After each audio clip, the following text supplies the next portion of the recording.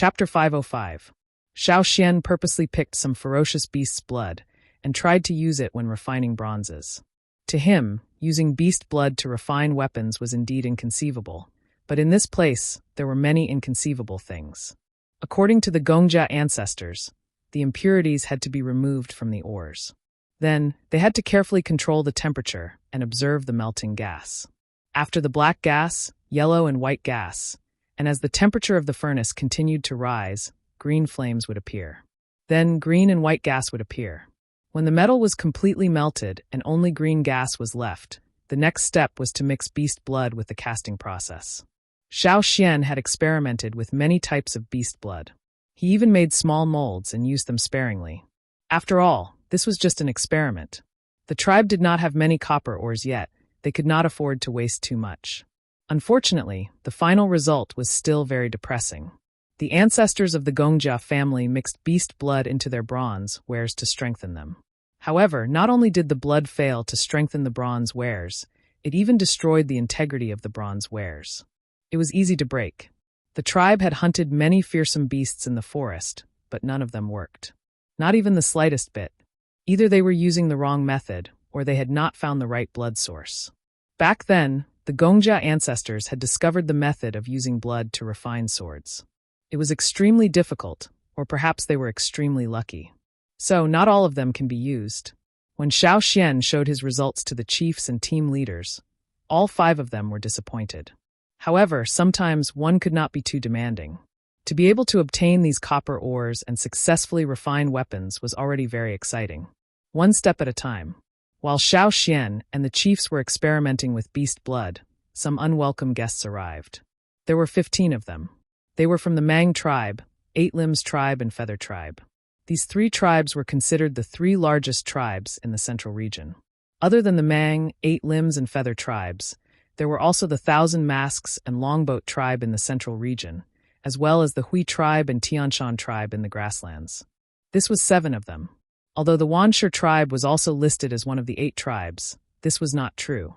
If it were not for the many slave owners standing behind them, they would not have the status they had today. They would have been destroyed by the other big tribes. People from other small and medium-sized tribes were afraid of the Wanshi tribe. After all, the Wanshi tribe was known for its bad behavior.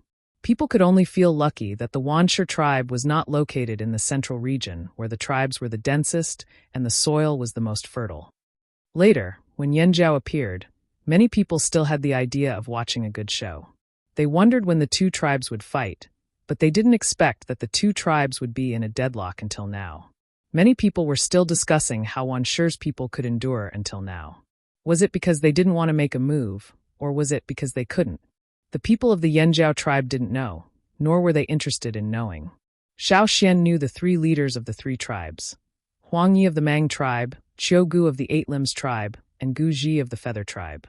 It was probably because these 3 people had been to the Yanjiao tribe before and still remembered this place, so they were allowed to come this time. As Xiao Xian expected, these 3 people first went to the Lu tribe and asked the people of the Lu tribe about what happened here. After Yanjiao and the others of the Lu tribe returned, in order to get satisfactory results and not to return empty-handed, they could only come to the Yanjiao tribe again. In fact, when they went to the desert to find the Yanjiao people, they were just curious and thought it was no big deal to bring 3 people along. When they arrived at the desert, they completely ignored Xiao Xian and the others. Later, they didn't expect such a big change in the desert. When they ran, they didn't see Xiao Xian and the others, so they didn't look for them. Huang Yi left a letter and left the desert with the others. After that, Yanjiao and the 7 major tribes basically lost contact. Except for the Hui tribe who came twice because of the Cha-Cha, the other tribes never set foot in this place again. This time, there was no other way. When they came near the fearsome beast forest, the people of the 3 major tribes also felt the difference. Other than the Wanshi tribe that Yanjiao told them didn't appear, they could also feel the difference in the Yanjiao tribe. When they came last time, although they could clearly feel the rejection of the Yanjiao fire seed, they were already used to it. The major tribes in the central region often interacted with each other, so after a long time, they didn't think much of it. But it was different this time. The rejection of the fire seed was very small, or even non-existent, but they still felt uncomfortable all over. It was even worse than the last time they came. Is it really because of the fire seed? Huang Yi thought about what their shaman said. Was the fire seed of the Yanjiao tribe really gone? The eight-limbed Chogu, who always had a smile on his face, had a serious look on his face. There was no smile on his face at all. His narrowed eyes flashed with deep thought. It seems that the Yanjiao tribe has many secrets. I just don't know if they can reveal any of this secret. Guji of the Feather tribe sighed. With the previous experience, they didn't let the birds that followed them run around. The group of 15 people came on the Feather tribe's birds. These birds were very uneasy when they arrived at the fearsome beast forest. If it weren't for the Feather tribe's people trying their best to calm them down, they would have flown away long ago. Birds that were used to other places in the central region might not be able to adapt to the atmosphere here. More importantly, the people hiding in the forest didn't like them. These birds could feel the other party's attitude. The patrolling soldiers received the order and reluctantly led these people into the tribe. In the past, they really wanted to interact with these people more, especially when they first came to the old haunt.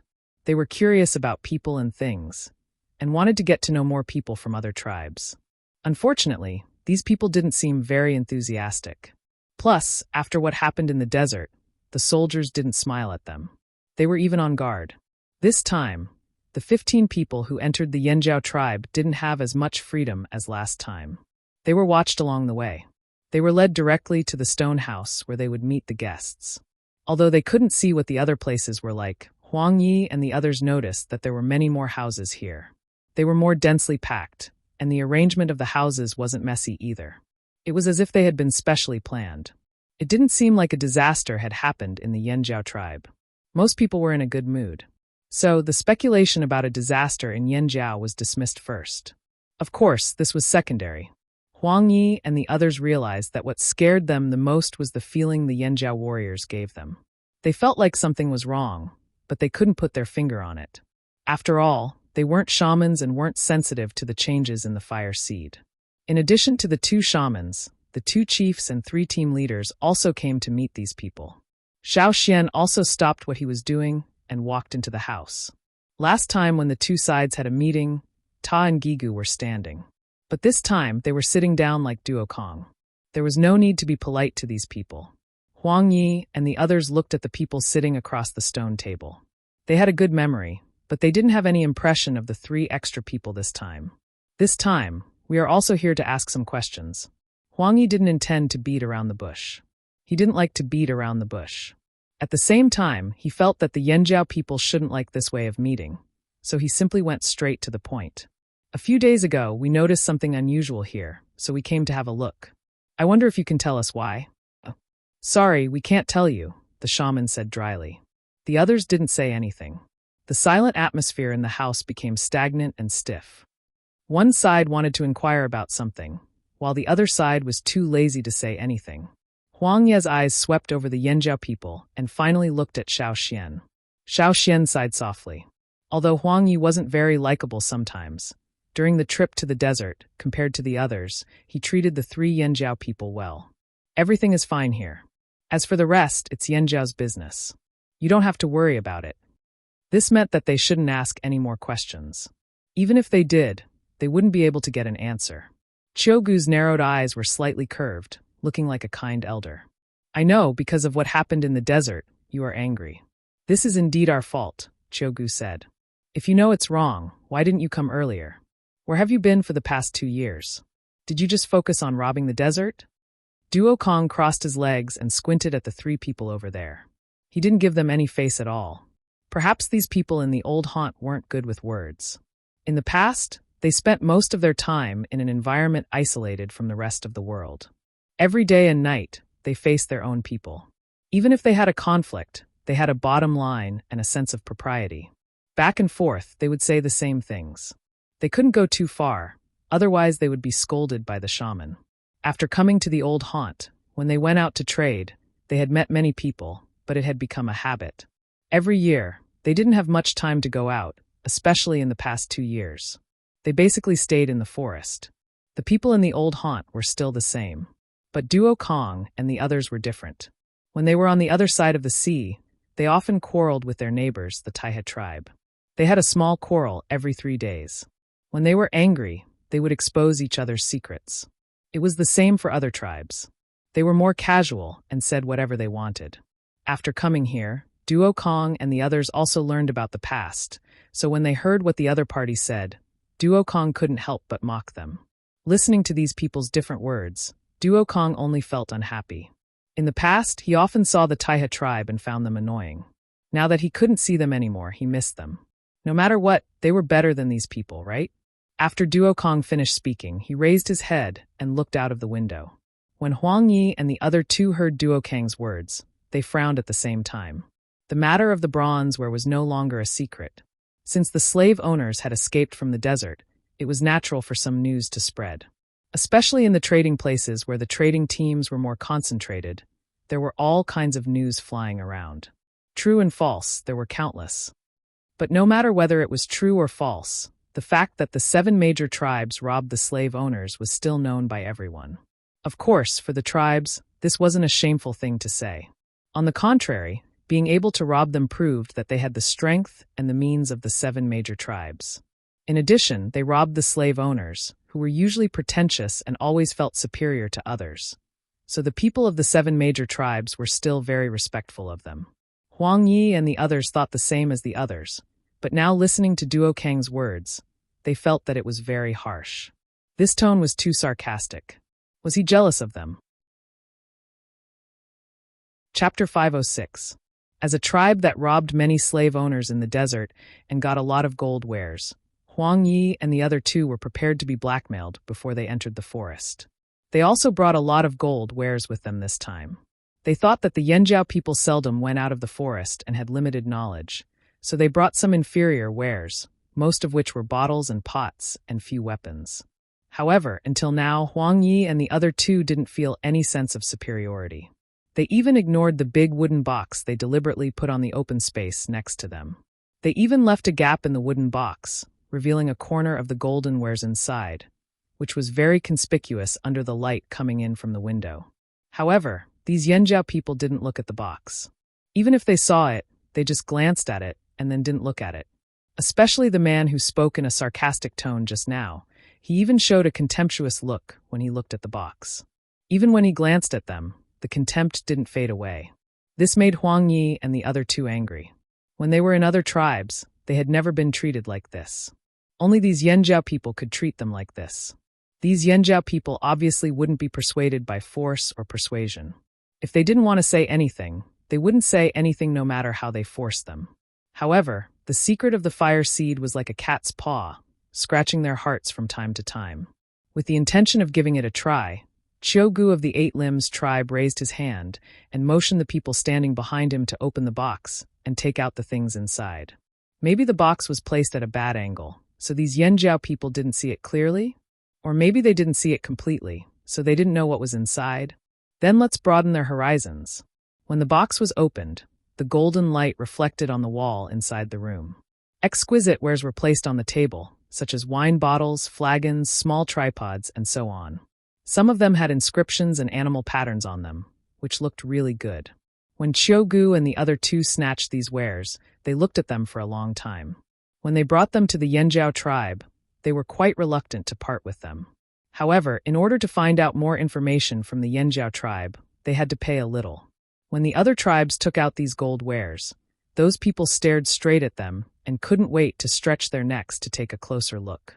They also symbolically gave out some gold wares as small gifts to the small and medium-sized tribes that they had dealings with in order to win the hearts of the people. Qiugu was very pleased with himself when he asked his men to display these items. You Yanjiao people have been holed up in this damned place all day long, so you've never seen anything like this before. However, Qiugu soon discovered that things were not as he had imagined. The 8 Yanjiao men across the table looked at Qiugu as if they were looking at an idiot. The smile on his face became more and more stiff. Duo Kong exhaled air from his nostrils and let out a strange laugh. The disdain in his eyes deepened. How could he show off such a small thing? It wasn't that Duo Kong looked down on them. There were very few gold wares here, and the tribesmen had even fewer. He knew this, so he didn't look down on them. He was angry that these people wanted to use these to open the Yanjiao people's mouths. These people must have gotten a lot of good things in the desert in the past 2 years. Knives, swords, spears, axes, armors, and the like. They must have gotten some, but what were these things on display? Things to eat, drink, and play with. Even when they were in the city, they wouldn't trade things for them. To them, these things were impractical. The slave masters could be extravagant, but they weren't to that extent. These things were just decorations. They couldn't be used to hunt or kill people, so what was the use of them? These people kept all the good things for themselves, and the things they displayed were all empty. Who were they trying to fool? Did they think that the Yanjiao people were as gullible as everyone else? The Feather Tribe's Guji, who had been sitting silently on the side, had been observing the Yanjiao people's expressions. When he saw the 8 Yanjiao people's expressions, his pupils suddenly shrank. These Yanjiao people didn't seem to be strangers to gold wares. Realizing that something was wrong, the 3 of them pondered over the reason and thought of a possibility at the same time. Could it be that those rumored people who came out of the desert were actually arranged there by the Yanjiao tribe? They just waited for the desert to become chaotic and then robbed the slave masters of their belongings? They thought they were a bunch of barbarians, but they didn't expect them to be so scheming. Sure enough, they were wrong about this group of people. Huang Yi and the other 2 people's thoughts raced at the same time.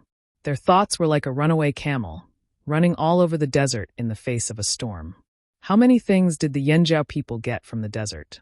No, that wasn't the point. What had happened to the fire seed of the Yanjiao people? They always felt that the Yanjiao tribe seemed to have more and more secrets. At this time, the people from the 3 tribes were more or less regretful.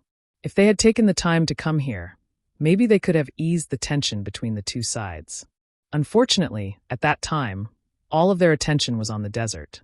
They had miscalculated. For a moment, the stone house fell into an awkward silence again. But Huang Yi and the other 2 people didn't achieve their goal, so they wouldn't give up so easily.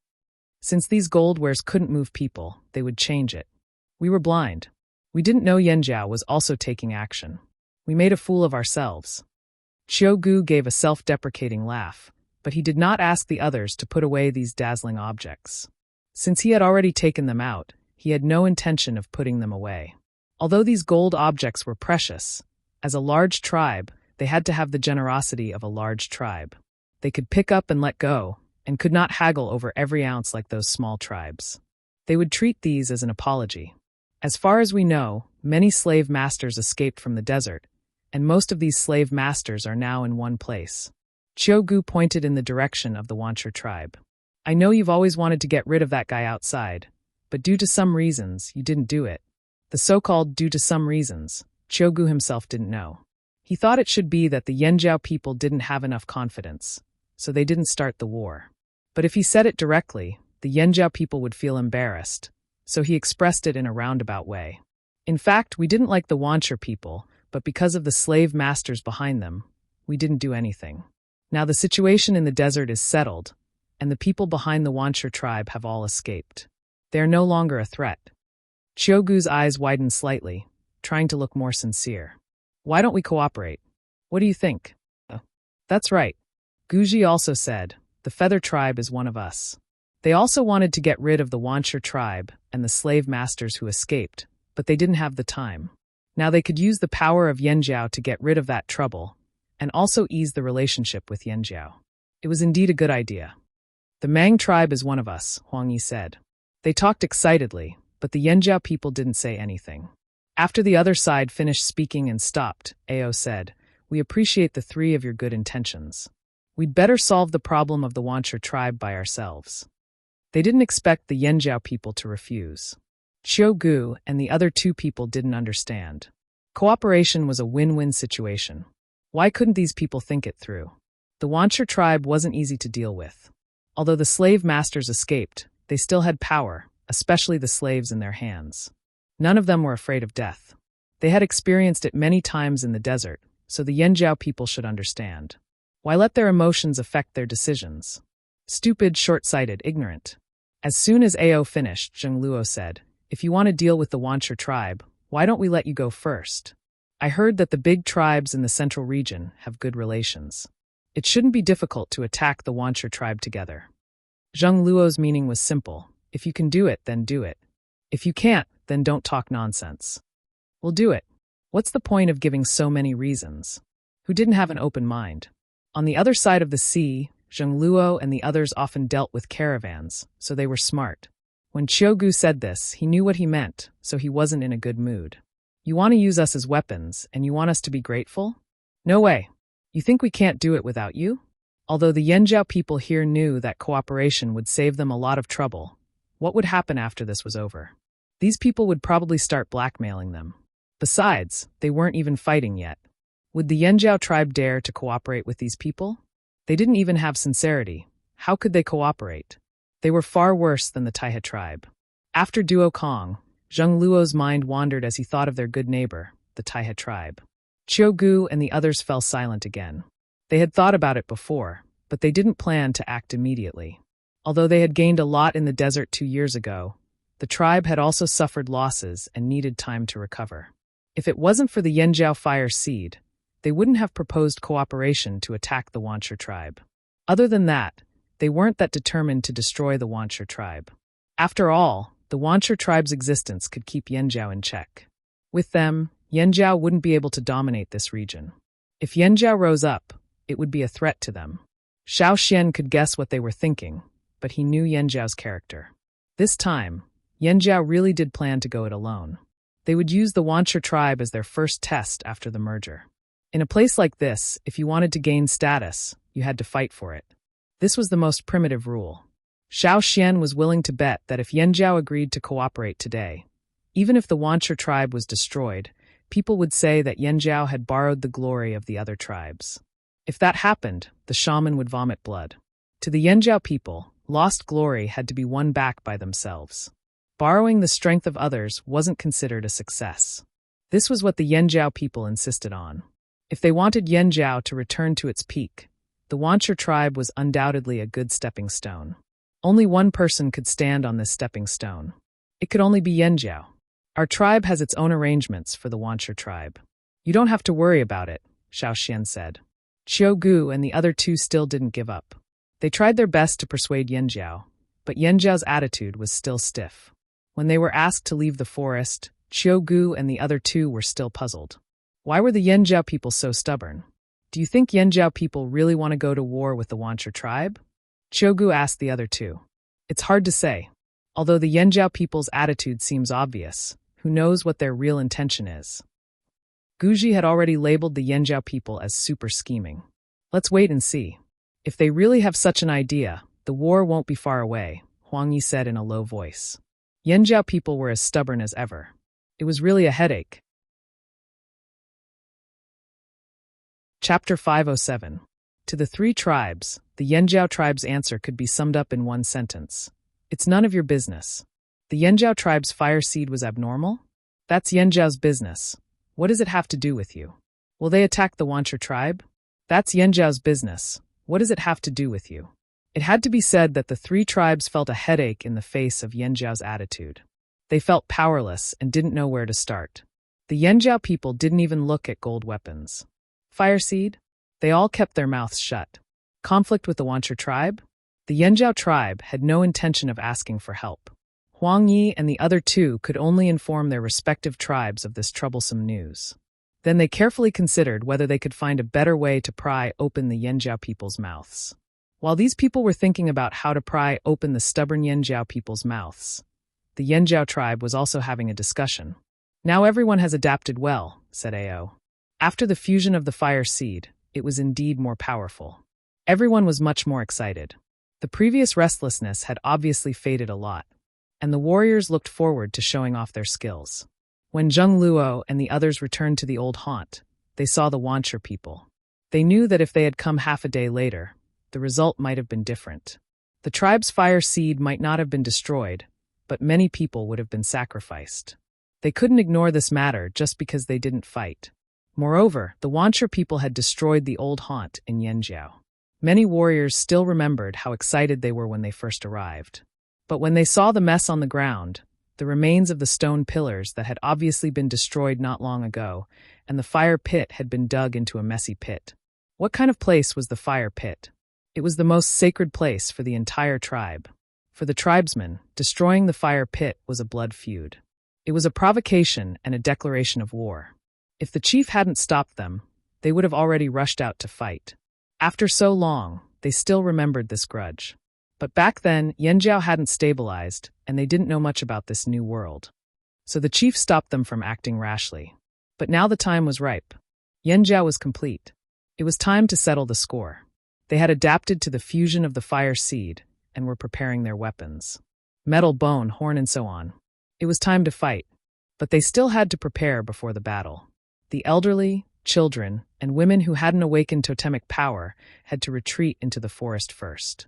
They had to stay in a safe place to prevent someone's lives of their own. He also had to send someone to keep an eye on the wanderer area to prevent spies from appearing among the wanderers. He also had to keep an eye out to prevent rumors from spreading. As for what to do with the slave masters of the Yanjiao, the giant clawed bear is with the bone beast. What will you do? Xiao Xian asked Duo Kong. Of course we'll do it together.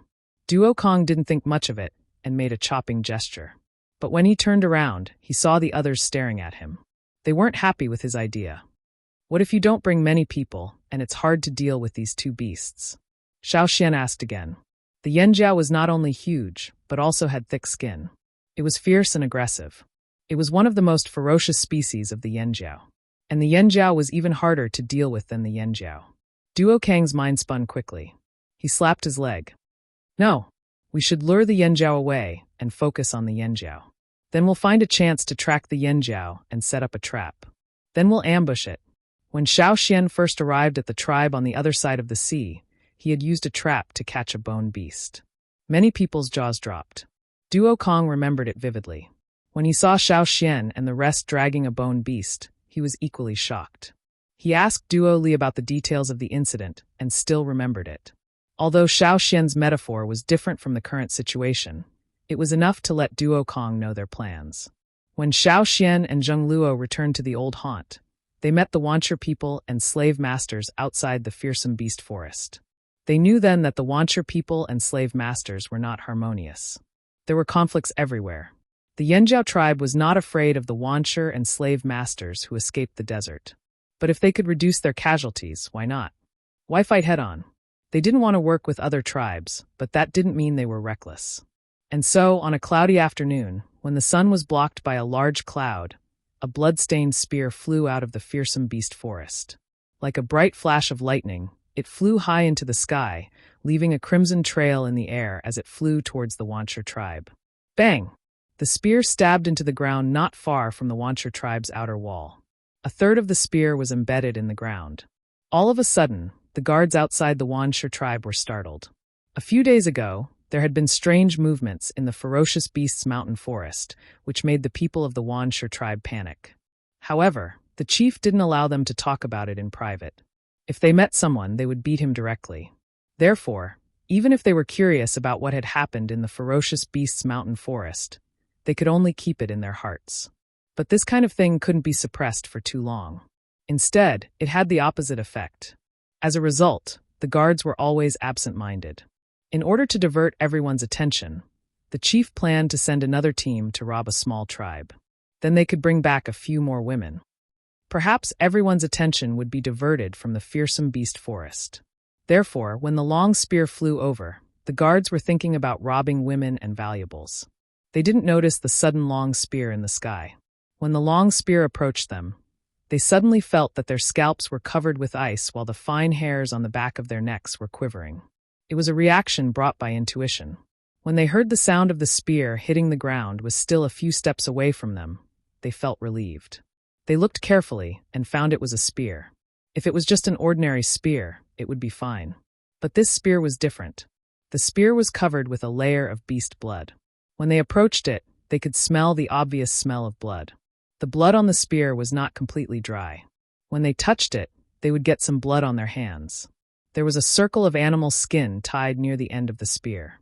The guard carefully walked over and untied the animal skin roll. When he opened it, he still smelled the strong smell of blood.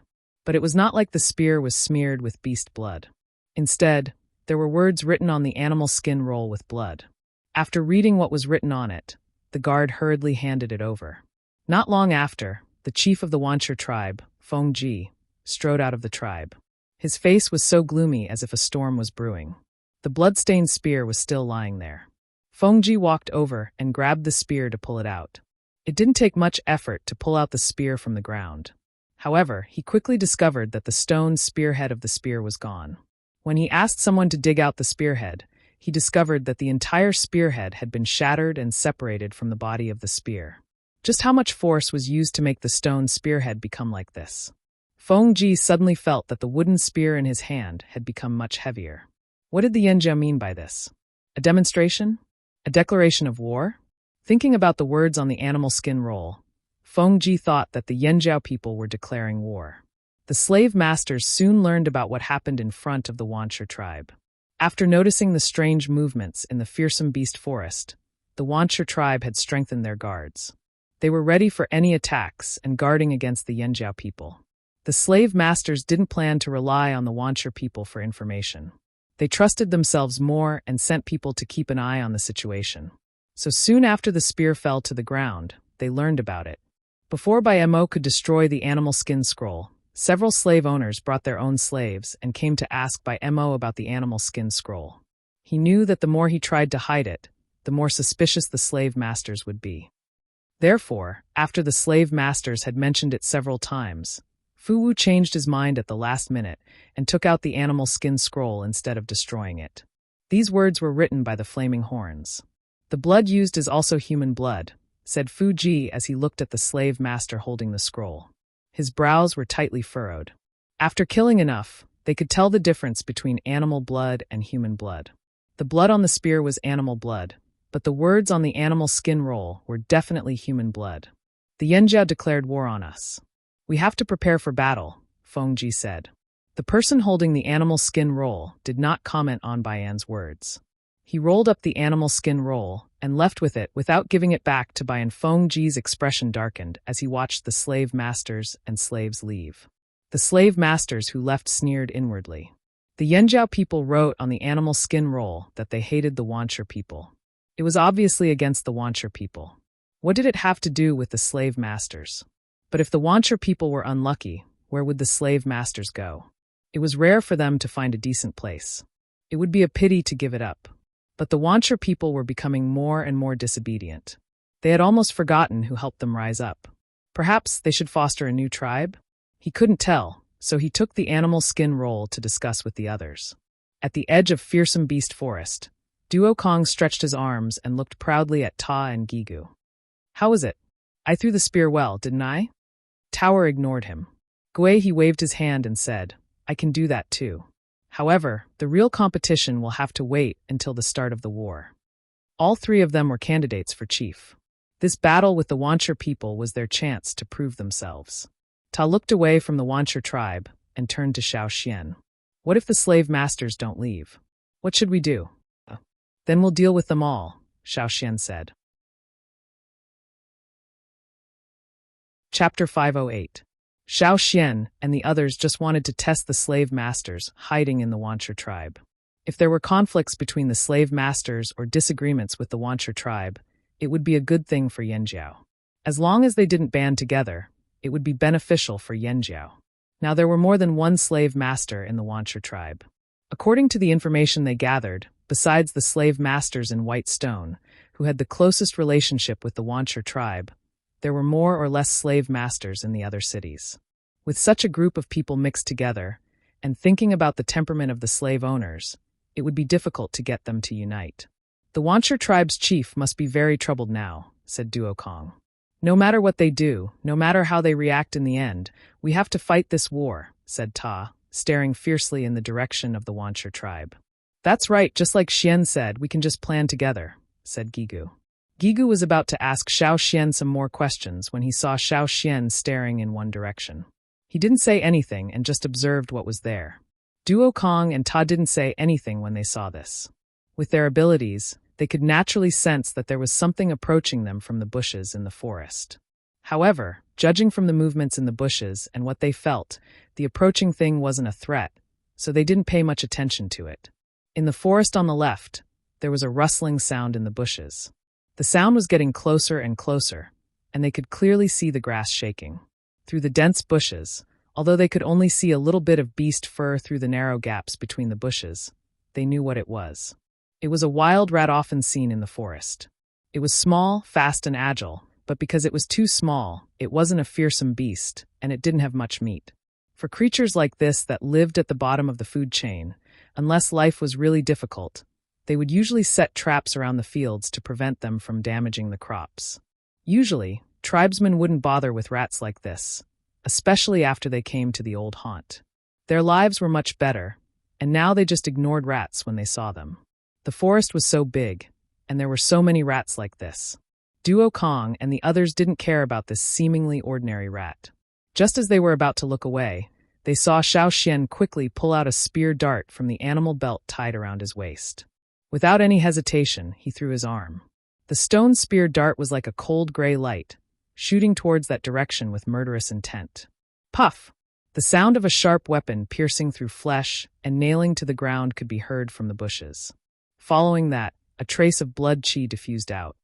Xiao Xian walked over and picked up a brown rat that was smaller than a fist from the bushes. This rat was still alive. Xiao Xian held the spear dart's handle and looked at the rat that was still struggling. A fierce red light flashed in the rat's wide eyes, then dimmed as if covered by a layer of haze. The rat's struggling body stopped moving. "What? Are you interested in this little thing?" Duo Kong smiled. "It's not delicious." However, when he saw Xiao Xian frown as he stared at the dead rat, Duo Kang's smile disappeared. "What's wrong?" Ta and Gigu also knew that Xiao Xian wouldn't be so bored as to hunt a rat that could be found everywhere in the forest. So they quickly walked up and looked at the rat carefully. They didn't find anything strange. "I feel like its aura is familiar," said Xiao Xian. He had never seen this wild rat before, but for a moment, he suddenly had a feeling that he was being watched. That was not something an ordinary wild rat could have. "You've seen it before?" asked Duo Kong. He wasn't as face-blind as Guang Yi, but when it came to rats that were often seen, he felt like they all looked the same. How did Xiao Xian recognize it? Could it be that he could smell like a wild animal? Xiao Xian shook his head. "I haven't seen it before, but the feeling it gives me is very similar to the sand ants I saw in the desert in the Beast City." When Xiao Xian mentioned Beast City, the three team leaders immediately became serious. "Slave master?" asked Gigu. They were wary of the slave masters, especially after hearing about the completely different situation on the other side of the sea. The slave masters were far more powerful than they thought. Although the tribesmen didn't have any good feelings towards the slave masters because of those people in the desert, they had to admit that the slave masters' strength naturally had their own reasons and reasons. Some things were really admirable. Therefore, there was no room for carelessness when it came to the slave masters, even more so than the Wancher tribe. It could be the slave masters who escaped from the desert, or it could be the Wancher people. Xiao Xian told them about what he encountered in Beast City. At that time, when Lei and Tua followed the people of Luoya City to Beast City, they once saw a few sand ants in a room. At that time, several sand ants were dismembered by Sapphire and wrapped in dung balls. Xiao Xian didn't study it carefully. He just thought it was strange why there were sand ants there. Later, he couldn't find the reason and just let it go. However, now here, Xiao Xian found a feeling similar to the sand ants. There was something wrong with this wild rat. Recently, everyone should be on guard, Xiao Xian said after thinking about it. Let the tribes be busy. Xiao Xian didn't know how many such wild rats there were, nor did he know if there were other beasts besides these wild rats. At such a critical time, it was always good to be on guard. If people couldn't feel the strangeness of those beasts, then let the beasts do it. The three team leaders nodded again and again. They didn't think of this because they hadn't encountered it before, so they didn't know there was such a method. If Xiao Xian hadn't reminded them, maybe the Wancher tribe would have known about it.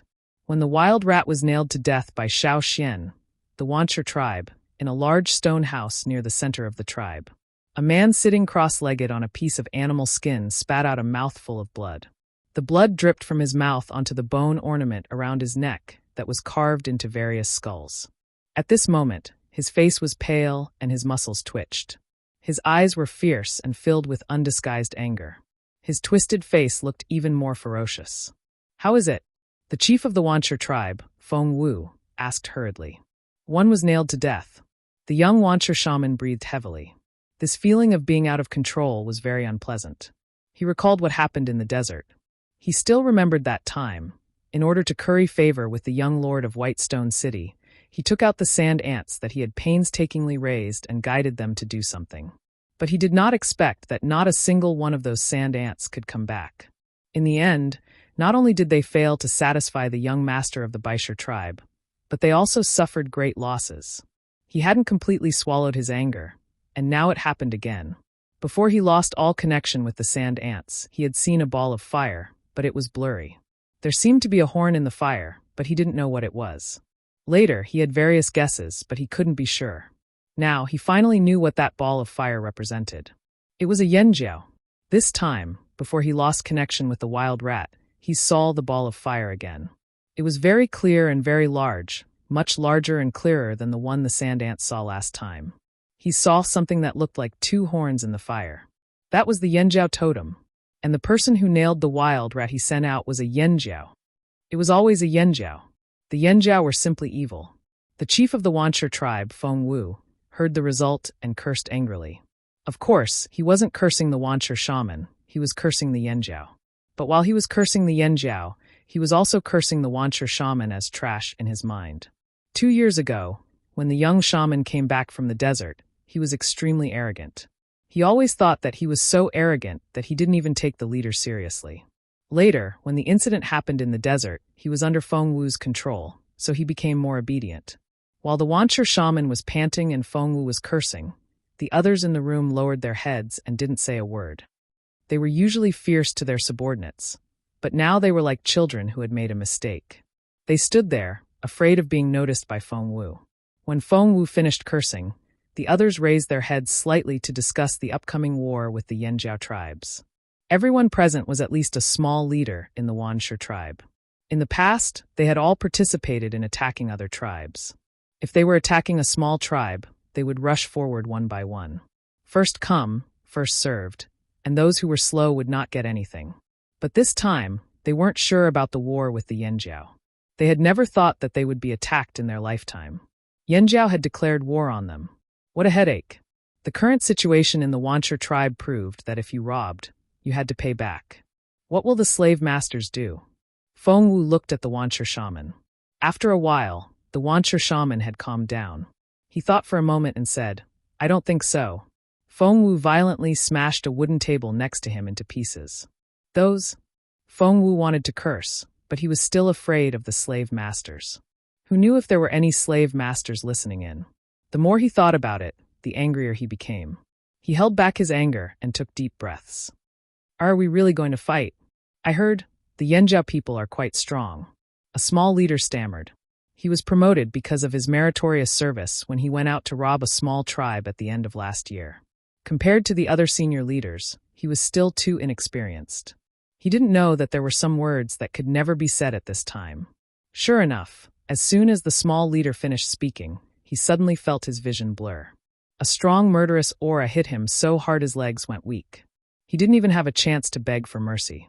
Feng Wu appeared in front of the small leader like a shadow. He raised his arm, hiding a terrible power under the bulging muscles. When he clenched his fist and rushed out, it was like a shot of a cannonball.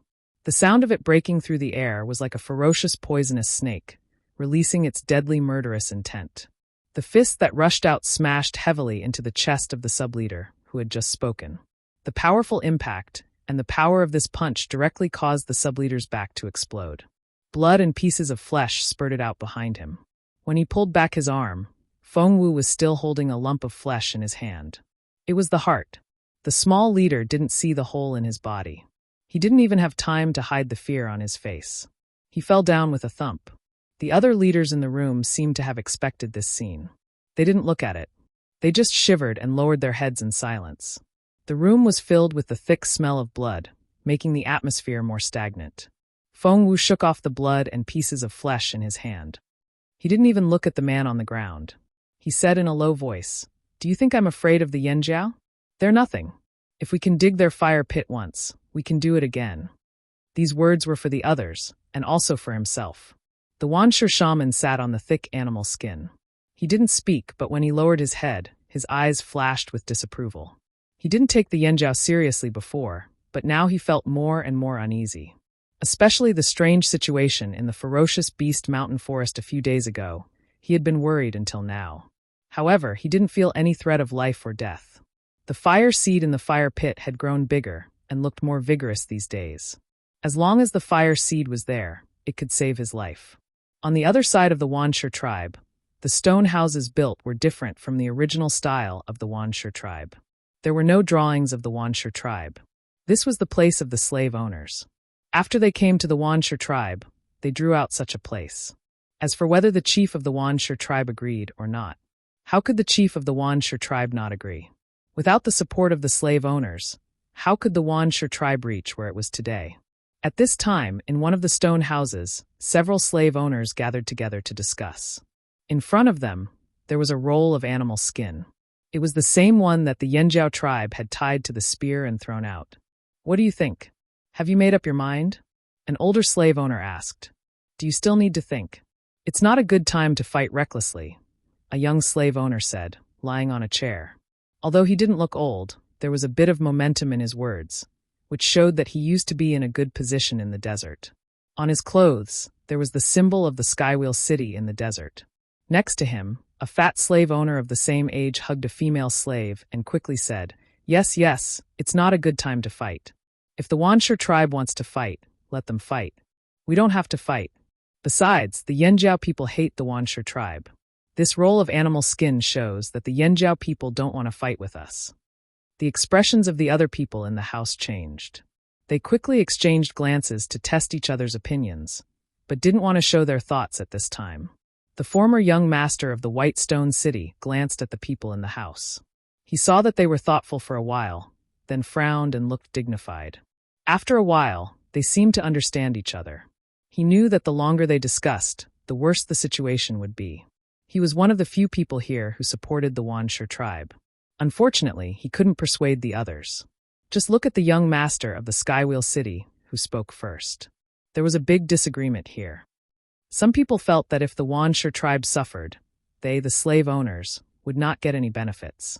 Supporting the Wanshur tribe was supporting themselves. But some people also felt that the Wanshur tribe was out of control. It was better to let the Yanjiao destroy the Wanshur tribe.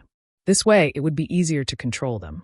Some people even hoped that the Yanjiao people would quickly destroy the Wanshur tribe's fire seed, so that they could take more Wanshur warriors as slaves. Perhaps they could take advantage of the chaos to get more Yanjiao people as slaves? In the eyes of these slave owners, the tribesmen were all slaves. Countless slaves were the hope of their rise. Fight! Fight! It would be best if both sides suffered losses. Then they would take the opportunity to destroy the fire seed of both sides and recruit a large number of people. They were looking forward to it. Several slave owners were secretly calculating the abacus. Chapter 509. The Yanjiao people had no idea that the slave masters were plotting against them. Even if they did, they would laugh at them. What a bunch of idiots. If the fire seed was still concentrated in the fire pit, the slave masters might have had some hope.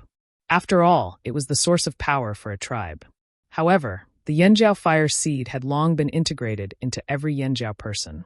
Even though the Wanshur people and the slave masters could sense the change in the Yanjiao fire seed, they never thought that it was the fusion of the fire seed, because such a thing had never happened here before.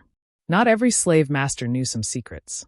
That was why the slave masters who escaped the desert and hid in the Wanshur tribe didn't know much about the fire seed. This led them to have a misconception. They kept this misconception, thinking that as long as the fire seed was gone, it would be time for the slave masters to rise again. Many of them even thought about going back to the desert and taking revenge on the people of Rock Hill City.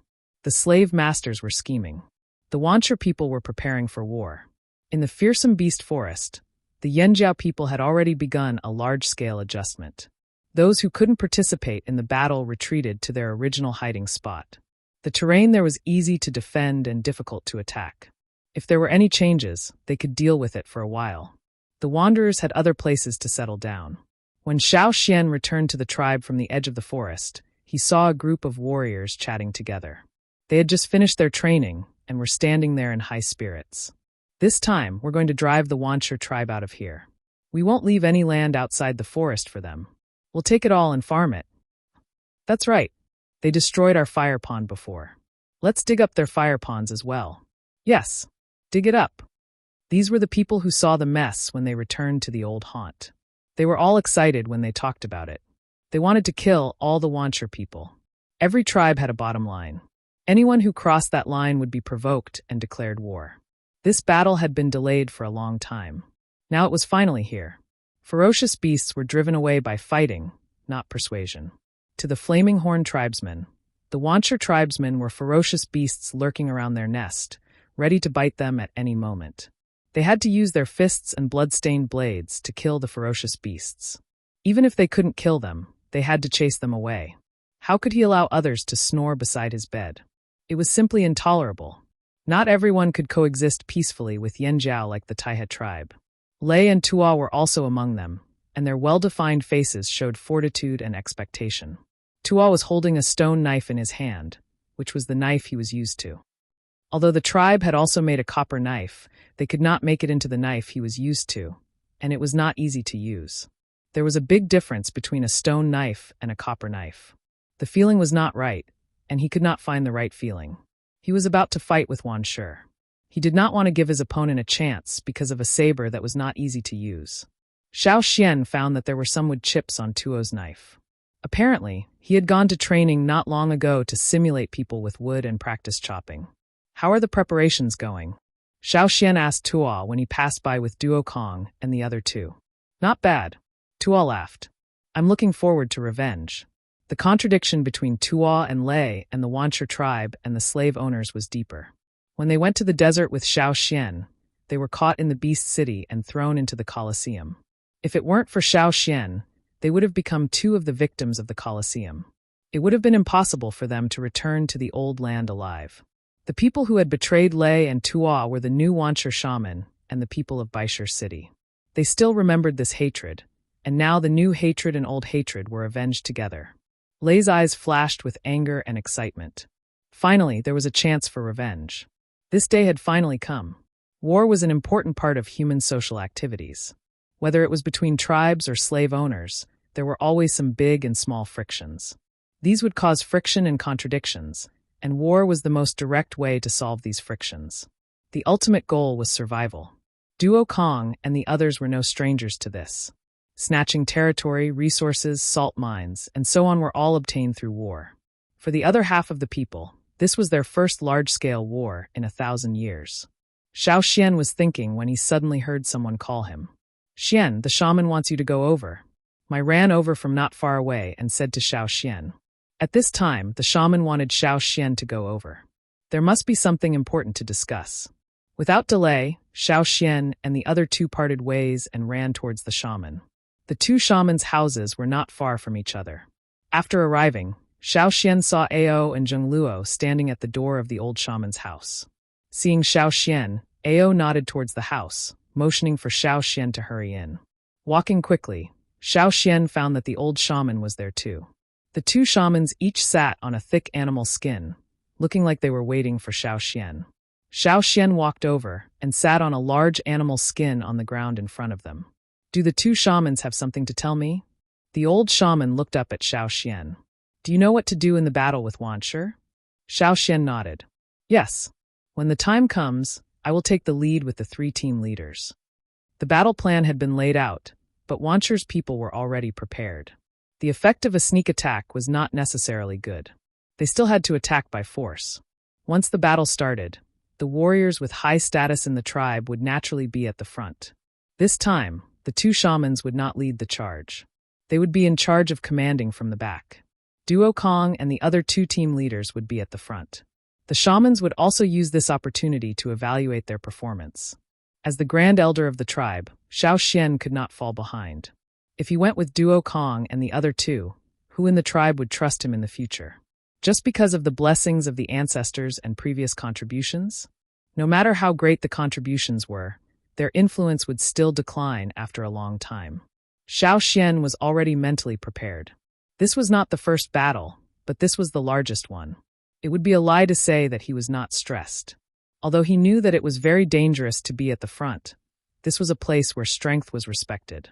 He had to act when he had to. Plus, this was the first large-scale battle between the Yanjiao tribes.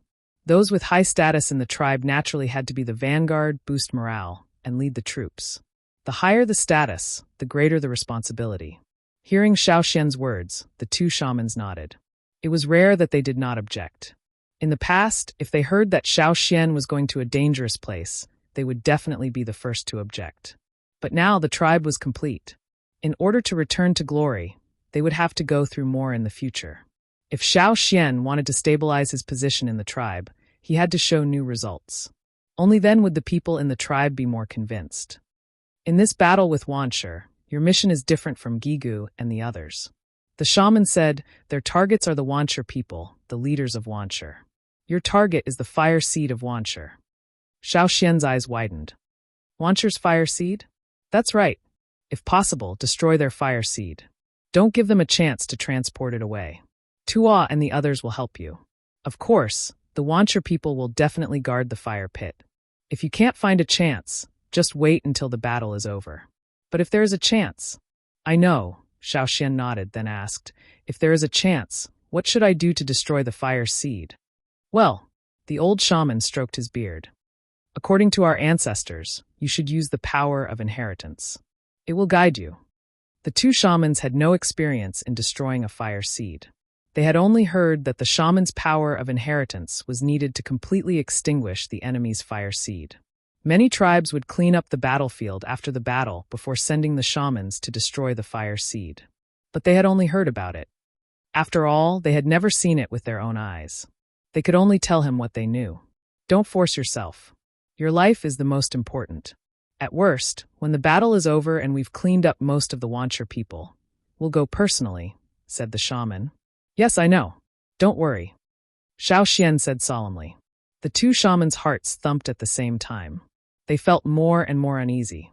At this time, they suddenly regretted telling Xian these things. Before Xian left, they repeatedly told him, don't force yourself. Do what you can. The people in the tribe had almost been transferred. When Xian returned from the shaman's place, Caesar was carrying a big bag.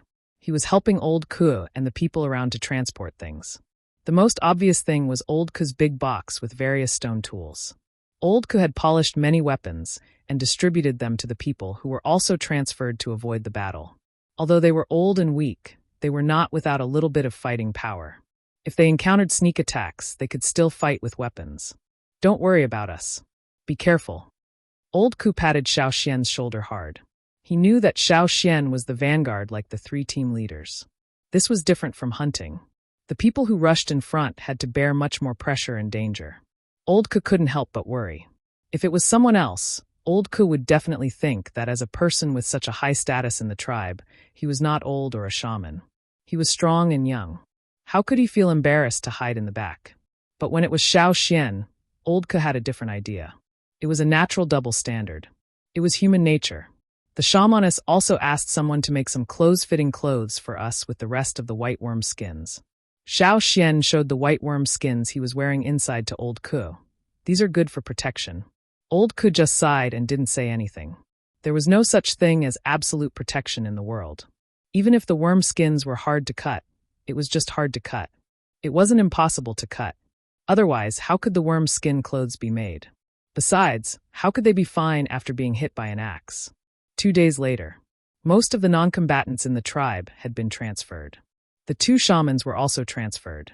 Dawn came, but the sky was still dark. Xian sat by the fire pit and looked at the people who gathered. Let's go. Xian got up and patted Caesar beside him. He led him to the team.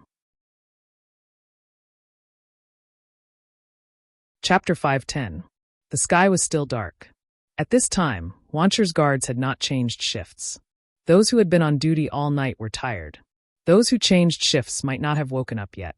The birds that the slave masters raised to patrol in the sky were not active either.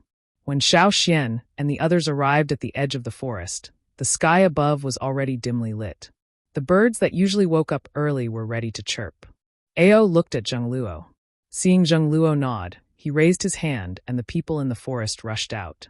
They were very fast, but their movements were very light. For a moment, only the rustling of clothes and leaves could be heard. The team quickly approached the Wanshi tribe. Wanshi's guards weren't idiots either. Ever since the Flaming Horn's fire seed mutated in the forest, they had been on alert. Although they were exhausted after a night of guarding, it was impossible that they didn't notice the Flaming Horn's approach. Enemy attack. A loud shout disturbed the quiet atmosphere in the Wanshi tribe. A sharp bone whistle pierced the silence of dawn. The surroundings were filled with killing intent. Yanjiao's troops were still some distance away from Wanshi's outskirts. But when Wanshi's troops moved, Yanjiao's troops moved too. Inside Wanshi's camp, torches were lit one by one. Although it was already dawn, the sky was still dark. Those with poor eyesight could not see clearly. Plus, they were in a hurry. It was easy to make mistakes if they did not light the torches. Whoosh, whoosh, whoosh. The sound of something tearing through the air resounded in the sky. It was as if a sharp arrow was piercing through the air at high speed. Those with quick reflexes had already raised bone shields in front of them. The sound came from above. Yanjiao's troops were not very close, so the chances of them being shot were low. But soon they realized something was wrong. As the sound of the arrows piercing through the air got closer and closer, some people carefully tilted their heads and looked up at the sky. Under the hazy light in the sky, a dense number of arrows were shuttling back and forth. But those arrows seemed to be a little too big. Bang! Bang! Bang! Crack! The sound of arrows falling like raindrops. The person holding the shield only felt that the moment the shield was hit, the strong impact made his hand go numb. When he looked at the arrow on the ground next to him, his eyes immediately widened. What kind of arrow was that? It was clearly a spear. It was similar to the long spear that was stuck at the door that day. It had a wooden handle and a stone spearhead. The handle was thick and the spearhead was very sharp. Most of the stone spearheads that hit the shield were shattered by the strong impact, leaving only the wooden shaft. This startled the people of Wanshi. If it were just a few dozen or 100 of these spears, it would be fine. But in the previous round, there were thousands of them. The people of Wanshi had never seen any tribe use spears as arrows. This arrow was too big. It was probably only the Yanjiao people who took it for granted. After all, the Yanjiao people were strong. After that, the second wave of spears descended. This time, the people of Wanshi all picked up their shields. Some hid behind the stone walls or other objects to avoid this round of spears. When the spears were thrown, the people in front of the Yanjiao team did not stop. After the second wave of spears, the people in front of them followed closely behind. By now, the outer walls of the Wanshi tribe could be seen clearly. The moment the second wave of spears was thrown, Xiao Xian knew it was time for him to move. Go! Xiao Xian rushed out in large strides. He ran quickly, then jumped up and landed on Tuo's sword in front of him. Tuo's strong hand grasped the hilt of the sword. Then he waved the sword violently, using the force of the sword to send Xiao Xian flying. Duo Kong, Gigu, and Ta did the same thing as Xiao Xian. For figures like 4 goshawks rushed out from the group, wanting to soar into the clouds. As the 4 figures left, the team burst into cheers. Xiao Xian felt the cool dawn wind blowing in his face. He could smell the moist water vapor and the smell of mud in the cool wind. He could feel the strong murderous intent and desire to fight from the team below. It seemed to have spread to every corner. The team was like before when they were hunting. However, when they were hunting, they did not have such a strong aura. After all, when hunting, they often had to control their aura. But now, on the battlefield, their aura was completely released. Xiao Xian had never felt such a strong murderous intent from the people of the tribe. It was filled with blood and desire to fight that could not be ignored. It seemed that every pore of their body was erupting with this murderous intent. Every one of them was no longer a hunter in the forest. At this moment, the murderous intent that had been suppressed in their bodies erupted like a volcano. Thousands of murderous intents twisted together, like a wave of blood and savagery. It rose to an unprecedented height and slammed towards the Wanshi tribe. The totemic power in Xiao Xian's body seemed to have sensed the information released from the surroundings, instantly spreading throughout his body. The dark purple totemic patterns were not obvious under the dim sky, but they were even more dangerous. The Wanshi tribe was getting closer and closer. Xiao Xian flew over the outer wall of the Wanshi tribe. He pulled out his sword and blocked an arrow. Then he crashed into a man holding a shield. Crack! There was the sound of bones breaking. The man below did not even have the chance to scream. His body seemed to have lost its support. He fell to the ground, dead. The man holding the shield probably did not expect someone to fall from the sky and trample him to death. Xiao Xian's sudden appearance stunned the surrounding Wanshi people. There were at least a dozen people hiding from the rain of spears. They did not expect someone to jump from the sky. They probably did not expect to encounter such a crazy thing. Although they were surprised, they quickly adjusted and charged towards Xiao Xian with their weapons. Xiao Xian's back shot out like a bow. He swung his sword forward with the ferocity of the Yanjiao people. It was as if he was going to split the mountains and rivers. His bold and fierce aura suppressed the surrounding people, and the surrounding people who were raising their swords paused slightly. Clang! The person who took Xiao Xian's sword head-on lost his weapon and flew backwards. Xiao Xian did not look at him. He charged into the crowd. In an instant, Xiao Xian's entire body seemed to have transformed into a storm, sweeping across the battlefield. His sword flashed like an electric current, and his kicks were like a gust of wind. He used both his hands and feet, and the sound of air being cut rang out. Every strike seemed to have the force of 1,000 kilograms, and his power was like a hurricane. Every strike of his sword would cut down someone, and every kick would kick someone out of the battlefield. The sounds of metal against metal, metal against stone, fists and feet colliding with flesh rang out incessantly. Every sound was enough to shake one's soul. Xiao Xian could not count how many people he had. He did not have the time. He could not be distracted. All his energy was focused on this battle. Facing the torrential rain of swords, fists, and kicks, Xiao Xian was immersed in a subtle state. All of his senses were heightened, and he could even clearly feel the movements of the opponent's blade as it passed by him. He could feel the opponent's fierce eyes revealing what he was going to do next, and he could feel where the opponent's blade was going to cut him. The more he fought, the more Xiao Xian felt like he was facing the sea wall again. It was just like when he led the tribesmen on the stone path in the sea. At that time, he mostly relied on the strength of his ancestors. But now his ancestors could not help him much. He was fighting with his own strength. Here, survival was like this. If you did not break through the obstacles in front of you, you would be suppressed. Behind the peace, there was always blood and slaughter. This was the most primitive rule. After being in the tribe for so many years, Xiao Xian had gradually integrated into this large group. He was one with Yanjiao. He wasn't alone. He had many companions behind him. He came to fight not only for himself, but also for the people who had been placed in the shelter. He also came for the glory of the Flaming Horn tribe that had passed away. I'm from the Flaming Horn tribe. I fight for the tribe. The excited factor in his blood seemed to have been stimulated, rapidly increasing. In his mind, the totem flames were raging, and the totem patterns on his body were like growing vines, becoming denser. If one looked carefully, one could see that under the deep purplish-black patterns, there were different shades of purplish-red flowing. The surrounding Wancher warriors stared at Xiao Xian in shock. He was surrounded, but he did not seem weak at all. He had the courage to fight alone. Every strike was fierce and powerful. But this person was like a fish. He dodged the endless swords and punches without fear. After Xiao Xian, other Yanjiao people arrived. They were sent over the wall in the same way as Xiao Xian and joined the battle. The wall was high and could block a lot of trouble. But the Wancher people probably did not expect the Yanjiao to throw people over. The smell of blood and slaughter quickly spread. Blood dyed the dawn red, and the wind that blew by also carried a murderous aura that made people tremble. The surrounding creatures all stayed away as if they were fleeing for their lives. They wanted to get out of this place.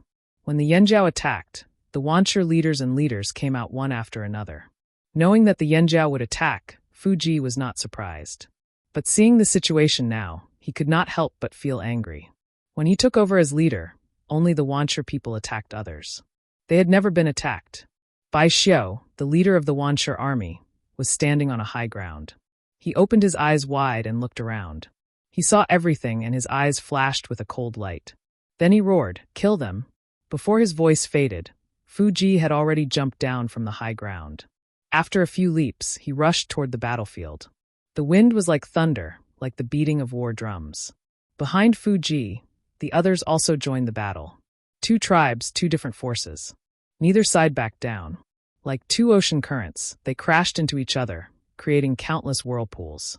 Even the wind was messed up. Chapter 5:11. With the addition of Wancher's main force, the others retreated from the battlefield with pained expressions. By now, the Wancher people had a rough idea of who the leaders of Yanjiao's side were. Ordinary Wancher people couldn't fight these vanguards. They could only leave it to the stronger members of the tribe. Soldier against soldier, general against general.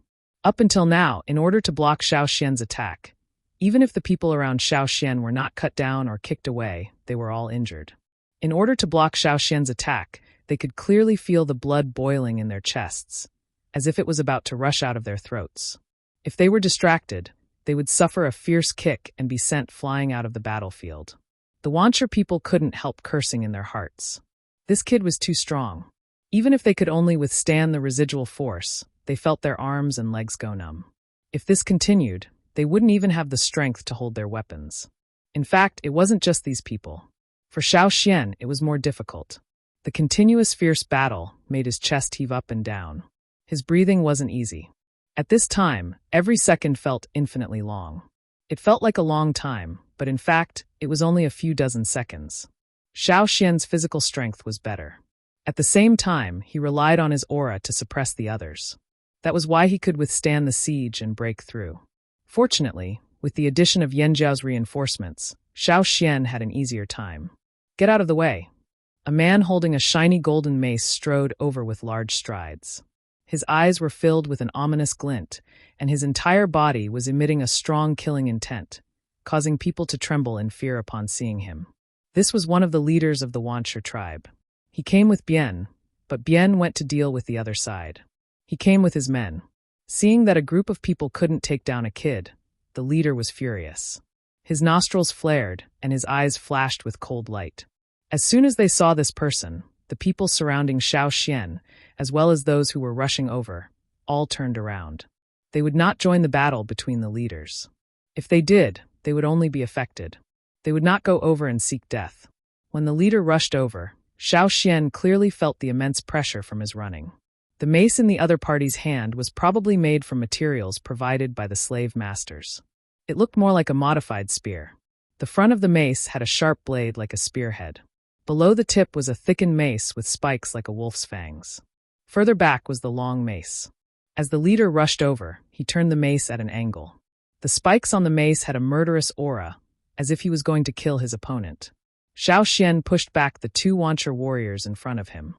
Without pausing, he bent his knees and shot towards the Wancher leader. The two sides ran towards each other. The distance between them shortened in the blink of an eye. Xiao Xian's entire arm that was wielding the sword cut through the air, causing the air to crackle, like the sound of wind and thunder.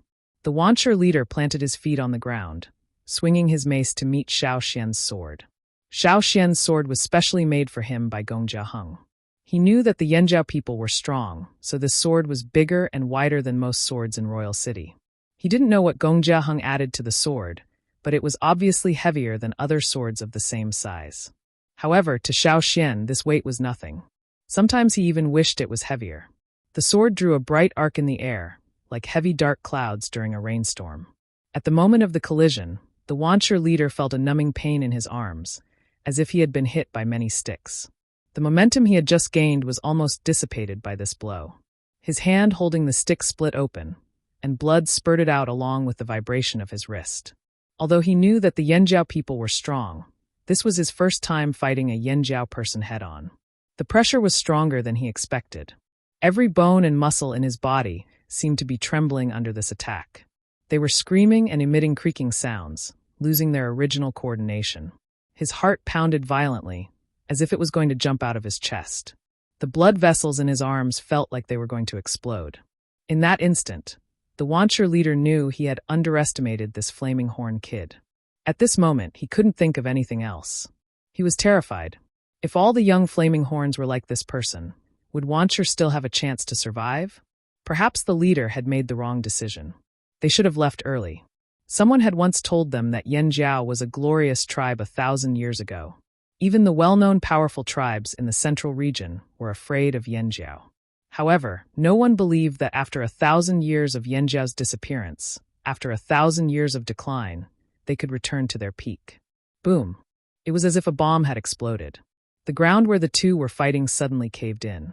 At the same time, the stones and dirt on the ground were blasted into the air, sending smoke and dust everywhere. Those close to the fight felt the ground shake. Those who were weaker even felt like they couldn't stand properly. At that moment, it was as if someone had taken off their brain. However, this wasn't because Xiao Xian and the Wancher leader had caused a violent earthquake. It was because of the impact of the collision, which affected the minds of those around them. They felt like the ground was shaking, and they couldn't stand properly. However, this wasn't the end. Two silhouettes rushed out from the smoke and dust. Before the surrounding people could hide far away, the clanging sound of metal weapons colliding rang out again. Moreover, it was a series of metal clanging sounds. After a thunderous explosion, the next moment, it was as if there was a giant worm crawling under the ground. The soil was flipped up and rolled in the air before falling back down. The Wanshur warrior, who happened to be standing in the line of impact, only felt a strong pressure, like a huge rock flying towards him, hit his chest hard, and he flew out like a sandbag. Seeing that the people around him couldn't help, the Wanshur leader became anxious. He didn't fight Xiaoxian head-on anymore. As he retreated, he let out a series of strange cries. He couldn't continue to block this brat. He had already reached his limit. If this continued, he would definitely end up in a worse state than those who were sent flying just now. His head might even be chopped off by this flaming horn brat. Two figures jumped out of the battle circle not far away and came this way. Xiaoxian knew that they were looking for reinforcements. Just as he was about to kill this man who was at the end of his rope before the reinforcements arrived, he suddenly paused. The two people who were coming this way were blocked. The panting leader sensed that something was wrong. Just as he was about to retreat, someone grabbed his armor and lifted him up. He was dragged in a certain direction. Before he could react, he was thrown into the wall of a house not far away. He smashed into the wall with a loud bang. He had been a leader for so many years and had led people to attack other tribes many times. He used to be one of the most important helpers of the leader. When had he ever been lifted up and thrown out like this? Even the leader, Feng Wu, had never done this to them. This kind of way of talking about him, as if he was talking about a small prey, was simply insulting. However, he was already injured internally by Xiaoxian. Even though he was angry, he couldn't rush over and fight back. He couldn't join the battle now. If he wanted to fight, he could only fight against other ordinary beginner warriors. He couldn't fight against the leader of the other side. If he went, he would be courting death. After blocking the two people coming this way, Gigu freed one hand and threw the leader out. He quickly signaled to Xiaoxian that he would block this side and let Xiaoxian do his own thing. Since Gigu had come over and there were other Yanjiao warriors approaching, Xiaoxian didn't hesitate. He rushed out of the encirclement and headed in one direction. Xiaoxian's main target was the fire pit. Gigu, Duokong, and Ta all knew this, so they had to help Xiaoxian while keeping an eye on the Wanshur chief and other leaders. Tuo and the others had already come over. They were instructed by the shaman to go with Xiaoxian to the fire pit of Wanshur. Most of the people who came with Tuo were members of the advance group of the hunting team. Some of them used to follow Gui He, and some used to follow Ta. They used to compete and quarrel with each other. But now they put aside their prejudice and cooperated with each other. Most of the fire pits of a tribe were in the center of the tribe. It was not easy to get there. There were a lot of people blocking the way, including many slaves. Because of the high temperature and exposure in the desert, the slaves' skin color was darker than others, so they were easy to recognize. Among these slaves, a large part of them were slaves from Whitestone City, which could be recognized from the slave marks on their bodies. Seeing the slaves of Whitestone City, Tuo and Lei's eyes flashed fiercely. Among the several cities in the desert, they hated Whitestone City the most.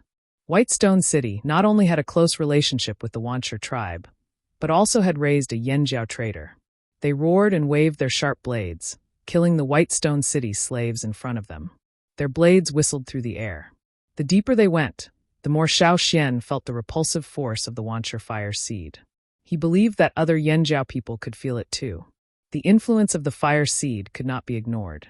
But when he felt the repulsive force, Xiaoxian found that there seemed to be another feeling that was different from the repulsive force. The Wanshur chief, who had been injured internally by Xiaoxian and thrown out by Gigu, was now leaning against the wall, hiding in a corner. He panted and watched Xiaoxian and the others approaching the fire pit. He sneered but did not chase after them, nor did he let the others chase after them. It was not that he didn't care about the fire pit. As a chief of a tribe, he was also very worried about the fire pit. After all, the fire pit was related to the survival of the tribe. However, the shaman was guarding the fire pit. Those Yanjiao people could not destroy the fire pit, and might even die under the fire pit. Was the fire pit of the Wanshur tribe so easy to get close to? Even those slave owners who had been harboring evil intentions did not dare to directly target their Wancher fire seed. That was the strongest place in the whole Wancher tribe. Otherwise, why would the Wancher tribe be called Wancher? Chapter 5:12. Xiao Xian and his men approached Wancher's fire pit. Strangely, the closer they got to Wancher's fire pit, the more slaves they saw. There were not many Wancher people. Wouldn't the people of Wancher be worried that the slave masters would destroy their fire seed if they let the slave masters help them around the fire pit? Were they too careless? Or were they not worried at all? Xiao Xian had to be more careful. Signaling the others to be alert, Xiao Xian did not stop waving his sword. Xiao Xian's sword was bigger and heavier than most people's, so he did not use it in a nimble way. Instead, he used it in a more direct way. Just like when he hunted, he used the least amount of energy and time to make the most effective response. At the same time, he used the Yanjiao's fierceness and agility. All of his skills were honed through hunting and actual combat. Clang! Xiao Xian slashed at a high-level slave in front of him. Because the other party's rank among the slaves was relatively high, they received better treatment. Compared to other ordinary slaves, these high-level slaves did not wear ordinary leather armor or protective armor made of animal bones. Instead, they wore metal armor, like a tortoise shell, protecting their torso from the front and back. There were also many protective equipment on their arms and legs. Xiao Xian's sword was aimed at the slave's neck. But the slave was prepared. Unable to dodge, he could only move aside and let the armor block the attack. However, even if he was wearing a turtle shell-like metal armor, it was not guaranteed that he would be able to defend against the attack. Xiao Xian's sword was indeed blocked by the armor. However, when the sword and the armor collided, other than the crisp sound of metal clashing, there was also a loud bang. A clear dent appeared on the armor. But this was not the most fatal. The vibration from the armor pushed the air inward. Under the armor, the slave's chest caved in as if something heavy had pressed down on it. If one listened carefully, they could hear the cracking of bones. Even metal armor would not be able to withstand such an attack. Xiao Xian didn't look at the slave who vomited blood and fell to the ground, nor did he have time to look. He continued to face the other people who tried to stop him. On the ground of the Wancher tribe, the grass was not dense. Perhaps because people often walked and stepped on it, there was a lot of empty ground, and the soil was exposed. At this time, because of the fierce battle, the earth on the ground was splattered all over due to the kicking, slashing, and smashing. Everyone seemed to have blended into the battlefield. Xiao Xian could hear the rapid and heavy breathing of the people around him, their chests rising and falling like the low growls of wild beasts in the forest. The weapons in everyone's hands moved quickly, breaking through the air and making a hissing sound, touching people's nerves. The sharp weapons in the hands of the soldiers swept past, bringing with them a burst of cold light that was filled with killing intent. They were barbaric and ferocious as they charged forward, bringing with them a pungent smell of blood and a dense killing intent. The ground was already dyed red with blood. His line of sight passed through the bodies of the slaves in front of him and saw the person standing there. Although more than 2 years had passed, Xiao Xian still had an impression of that person. That was the young master of the Baisher city. Xiao Xian had seen him in the stands of the Colosseum. Looking at Xiao Xian's eyes, the young master of the Baisher city was stunned.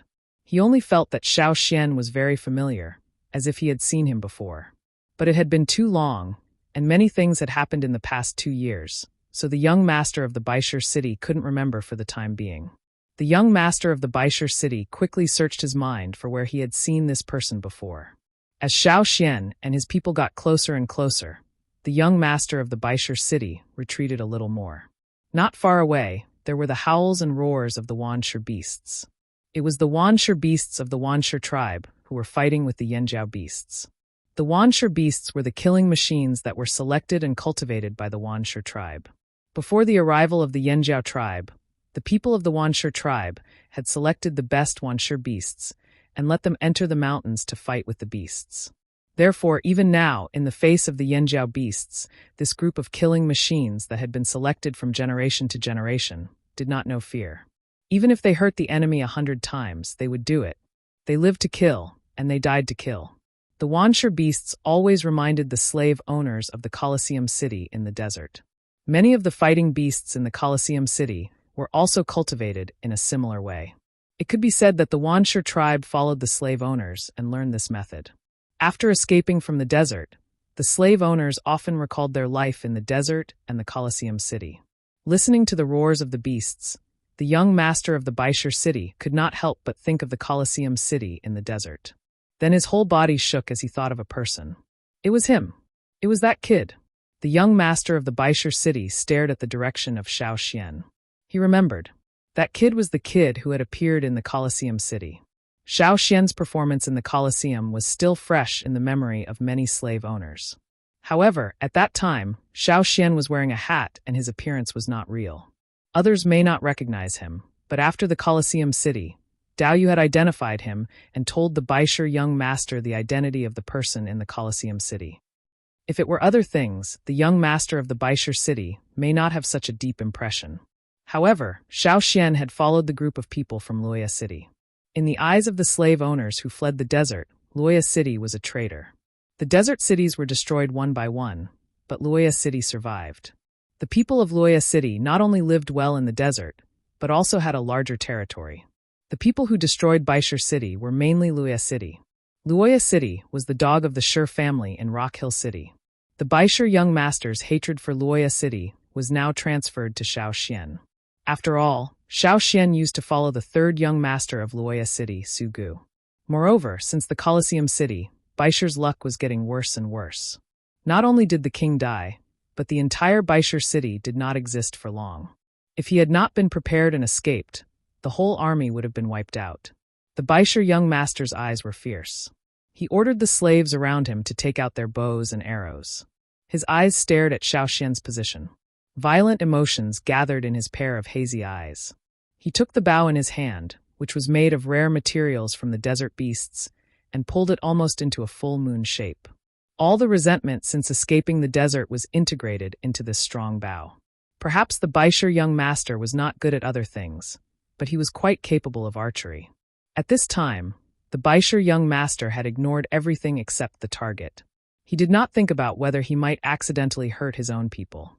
At this time, he only had Xiao Xian in his eyes. Whoosh! With the vibration of the bowstring, the arrow spun at high speed, making a sharp whistling sound in the air. The sharp metal arrowhead broke through the air in front of it, flashing like a meteor, and went straight to Xiao Xian.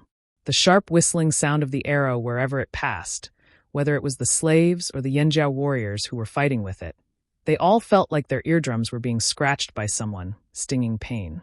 Xiao Xian was on guard when the other stared at him. He could see the general idea from the other's eyes. That undisguised killing intent passed through the chaotic crowd in front of him. Blocking the slaves who attacked from the side, Xiao Xian's eyes reflected the way the other pulled the bow. He did not dodge, his legs firmly rooted to the ground like ancient trees. The tumbling totemic power in his body surged, and his breath seemed to carry the heat of fire. With a flick of his wrist, the sword was raised, and the momentum of the arrow was fierce like a meteor. Clang! The two powerful forces collided, and the sound of the explosion was especially ear-piercing in the noisy battlefield. The arrow that hit the sword was deflected and flew to other places. Xiao Xian's sword, on the other hand, only left a shallow mark. The white stone young master finally noticed the sword in Xiao Xian's hand. It wasn't that he had never seen a sword made of metal, but the style and material were very different. In terms of forging skills, Whitestone City was far inferior to the three desert cities of the past. Whitestone City had very little contact with metal to begin with, but after the desert became chaotic, they managed to snatch some. But Xiao Xian's sword was not ordinary, and this shocked the young master. It must have been given by the Shur family of Rock Hill City. Other than that, he couldn't think of any other reason. The Yanjiao tribe was indeed a dog of the Shur family of Rock Hill City. What a bastard! Kill them for me. The white stone young master roared, and ordered the slaves to fight the Yanjiao people. He retreated a bit further to avoid the battlefield, and there were other slaves around him to protect him. The white stone young master wanted to tell the slaves to snatch Xiao Xian's sword, but before he could speak, he saw a piercing cold light flash by Xiao Xian's side. Xiao Xian sped up and charged directly at him. When the sword slashed at the metal armor, the sound of bones breaking could be heard. Then the sharp edge of the blade cut through flesh, and blood flew up along with the broken limbs. The slaves that were kicked away were sent flying. The white stone young master didn't care if they were enemies anymore. When he saw Xiao Xian charging at him, he was so scared that his heart raced and his scalp tightened. He decisively turned around and ran as far as he could before anything else. After the chaos in the desert, the skill they learned the most was to run away. If they ran away from the battlefield, they wouldn't have to worry about that kid coming after them. They were just helping the Wancher tribe, so they didn't need to risk everything. As he ran, he didn't forget to ask the slaves to protect him, in case someone shot at him. Xiao Xian wanted to get rid of the annoying slave master hiding behind and shooting arrows first. After that, the other slaves wouldn't have much will to fight. However, the white stone young master was running too fast. He wanted to throw a dart at him, but there were too many slaves around him. He might not be able to hit him. Seeing the white stone young master leave, Xiao Xian could only give up on that target and continue to lead his people towards the fire pit. Perhaps because of the white stone young master's departure, the slaves' will to fight wavered, giving the Yanjiao people a chance to charge forward. Other than the white stone slaves, there were slaves from other slave masters.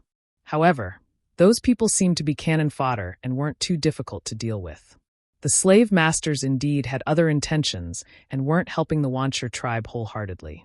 The closer they got, the more Xiao Xian felt the rejection from the Wancher fire seed. It stimulated the totemic power in his body even more. The fire seed in his body seemed to have met its match and couldn't wait to rush over. It wasn't just the tribes that fought. Fire seeds were also incompatible with each other. They all had a sense of there's only you and there's only me.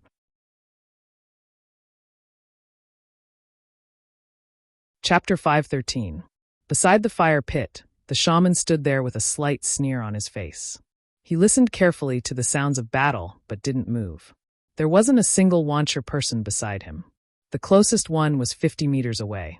With the Wancher fire pit as the center, there was no one but the shaman within a 50-meter radius. Inside the fire pit, a gray flame flickered. That was the color of the Wancher fire seed. The Wancher shaman was worried when he saw the fire seed in the fire pit being suppressed into a small ball. However, as the flaming horn's fire seed disappeared, the fire seed in the Wancher tribe's fire pit glowed again. It lost its opponent and returned to normal, just like how it was before the flaming horn tribe came here. This made the Wancher shaman feel less worried, and he felt more at ease. He didn't know why Yanjiao's fire seed disappeared, while Yanjiao's warriors retained their original abilities. But he knew that without the suppression of Yanjiao's fire seed, Wancher's fire seed could unleash 100% of its power. What was there to fear if the Yanjiao tribe attacked? Yanjiao didn't have a fire seed, but Wancher's fire seed was still there. Wancher wasn't one of those small tribes that had to worry about survival. The power of the fire seed was the strongest. The Wancher shaman could not think of anyone who could extinguish the fire seed of Wancher, not even the slave masters. Did they want to wipe out Wancher? Yanjiao was delusional. Yanjiao had been down and out for 1,000 years. Even their thinking had become simple. Naive. If Yanjiao's fire seed was still there, he could be careful. But the Yanjiao people had dug their own graves and destroyed their fire seed. Haha. The shaman wanted to laugh. A war between the tribes was a war between fire seeds. Why didn't Yanjiao understand? Without their fire seed, how could they fight with them? As the Wancher shaman thought about it, the sneer on his face deepened. Hearing the sound, he raised his hand, and the fire seed in the fire pit behind him suddenly jumped up, swaying on its own without any wind, making banging sounds. However, it did not sound like the usual sounds, but more like the collision between rocks. When Xiao Xian finally arrived, he saw this strange scene. Different from the tight defense around the fire pit, there were less than 300 Wancher warriors here. Wancher claimed to have more than 10,000 people, but in reality, there weren't that many. Even if you counted those who couldn't fight, there were at most 7,000 or 8,000.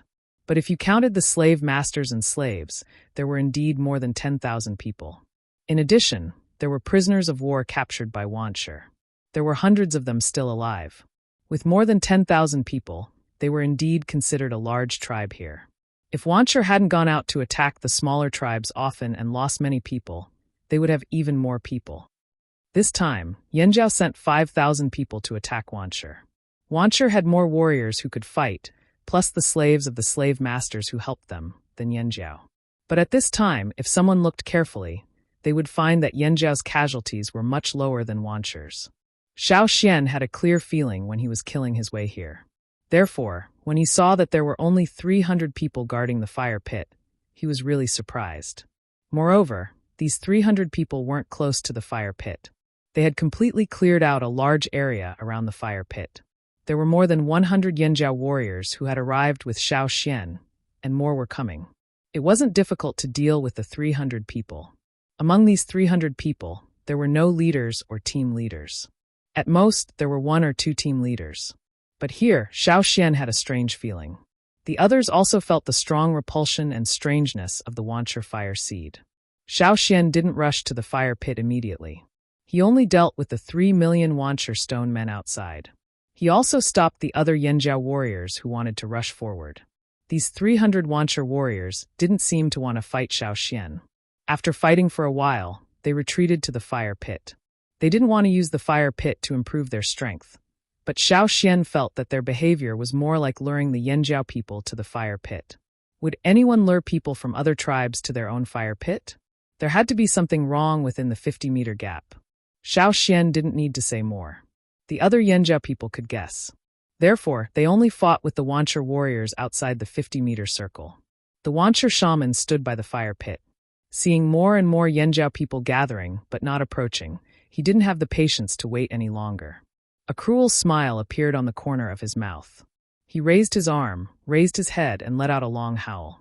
Then, Xiao Xian heard some words that Xiao Xian did not understand. If he had heard it before, he would have thought that it was just some meaningless syllables. However, at this moment, Xiao Xian felt a strong sense of danger. "Retreat!" Xiao Xian shouted.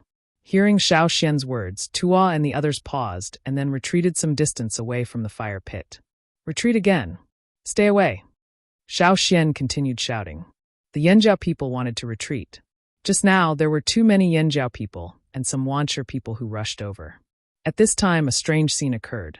The Yanjiao people wanted to leave the fire pit, but the Wancher people didn't let them and kept blocking them. Bang! Bang! More and more urgent and loud sounds came from the Wancher fire pit.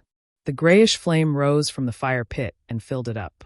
A column of flame suddenly shot up into the sky, like a volcanic eruption, spurting out balls of flame. The ball of fire that shot out from the pillar of fire tumbled in the air.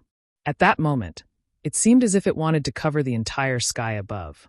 It carried with it the power to destroy the heavens and the earth as it came crashing down with a whistling sound. The Yanjiao people who saw this broke out in cold sweat. They were the first group of Yanjiao people to come here and were the closest to the fire pit. For the old soldiers, this was their first time attacking another tribe. For the people who came back from the other side, this was their first time attacking a tribe with a primitive fire seed. No matter which side they were from, they had never encountered such a situation before. The fire seed was too powerful. In front of this power, they felt like they were facing a king beast. No, not even a king beast would feel this much pressure. Staying there under such circumstances was simply courting death. Even if Chief Ao and Zheng Luo were here, they would run away first. The Wancher shaman standing by the fire pit grinned. The sound coming from his mouth was even louder. 50 meters? How could it only be 50 meters? That was just a facade made by the Wancher people. The power of the fire seed was far more than 50 meters. Fortunately, Xiao Xian shouted in advance. The Yanjiao people retreated quickly. The injured who could not run fast enough were carried by their companions. The others covered them as they ran. Boom, boom, boom. The sound of the balls of fire crashing down was like an angry roar, spreading into the distance. They were clearly just balls of fire, but when these balls of fire hit the ground, they were like heavy boulders falling to the ground. The ground trembled clearly, and in the blink of an eye, it became intense, and the earth trembled along with it. The fireballs started near the fire pit and quickly spread outwards. The fireballs were like giant rocks that fell to the ground, leaving behind a gray patch. Through these gray fireballs, one could vaguely see the shadow of the Wancher shaman standing on the other side of the fire pit. Near the fire pit, the ground was covered in a layer of gray balls of fire. A second layer was piling up. The balls of fire looked like they were going to build a towering mountain. The balls of fire fell too quickly. With the Wancher people blocking them, the first group of Yanjiao warriors could not run out of the range of the balls of fire in time. The warriors running outside could feel the pressure coming from behind. It was like a cold current was rapidly approaching. The hairs on the back of their necks stood on end. They did not look up to see what was happening, but they could feel the weight of a mountain crashing down on them. The ground felt like it was going to collapse. The impact of the foreign tribe's fire seeds still restricted the Flaming Horn warriors' mobility. It was obviously more difficult for them to run. They were panting heavily, and their faces were pale. However, they could clearly feel the greater restriction. It was more difficult for them to move their legs. The shadow of death loomed over the heads of the Yanjiao warriors closest to the fire pit. Behind them were countless gray balls of fire. Every ball of fire smashed down with the force of a thunderbolt. It was like they were going to crush the people on the ground. Above their heads was an inescapable shadow. The shadow was spreading at a terrifying speed, as if it was going to cut off all escape routes. In the sky, the gray balls of fire that had spread out blocked the morning sun. They brought with them an unending desolate aura that pressed down. The surging air was filled with a bone-piercing chill. This was the last defense of the Wanchur tribe. It was also the strongest defense of the entire Wanchur tribe. No wonder the Wanchur leader believed in the power of the fire seed so much. To the tribesmen, the fire seed was the most sacred and powerful thing. The fire seed was synonymous with the power of heaven and earth. The Wanchur people believed that no one could break through this defense unless a more powerful fire seed collided with it. But now, under the deep-rooted belief that the fire seed was rooted in the fire pit, which tribe would be willing to bring the fire seed out? They had dared to set up camp outside the fearsome beast forest because they believed that even if the beasts came out of the forest, they would avoid their tribe because of the fire seed. Their fire seed might not be as strong as the old masters, but at this moment, in this place, their fire seed was the strongest. It was the god that ruled everything. The slave masters did not choose to support the Wanchur tribe randomly. They had their reasons. The reason why those smart slave owners chose the Wanchur tribe was that the Wanchur tribe had the potential to become a powerful tribe.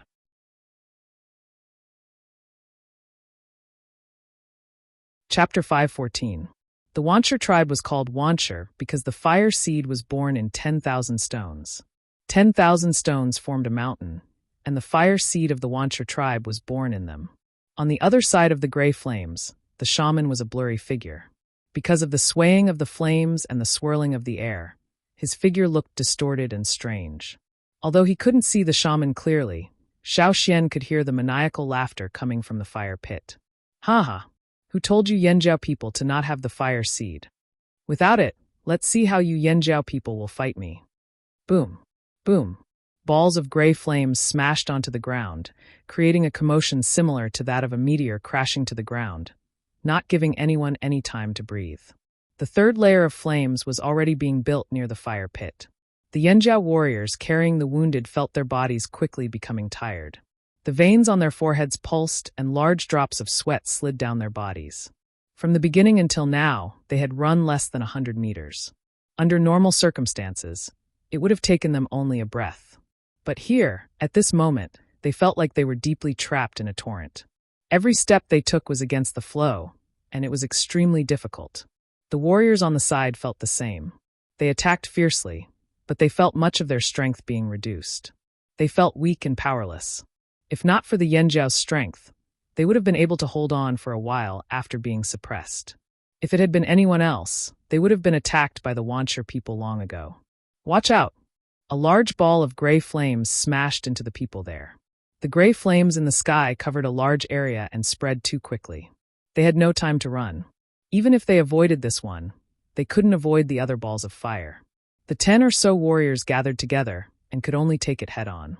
Seeing the gray flame smashing down, they could only raise the weapons in their hands as if to block it.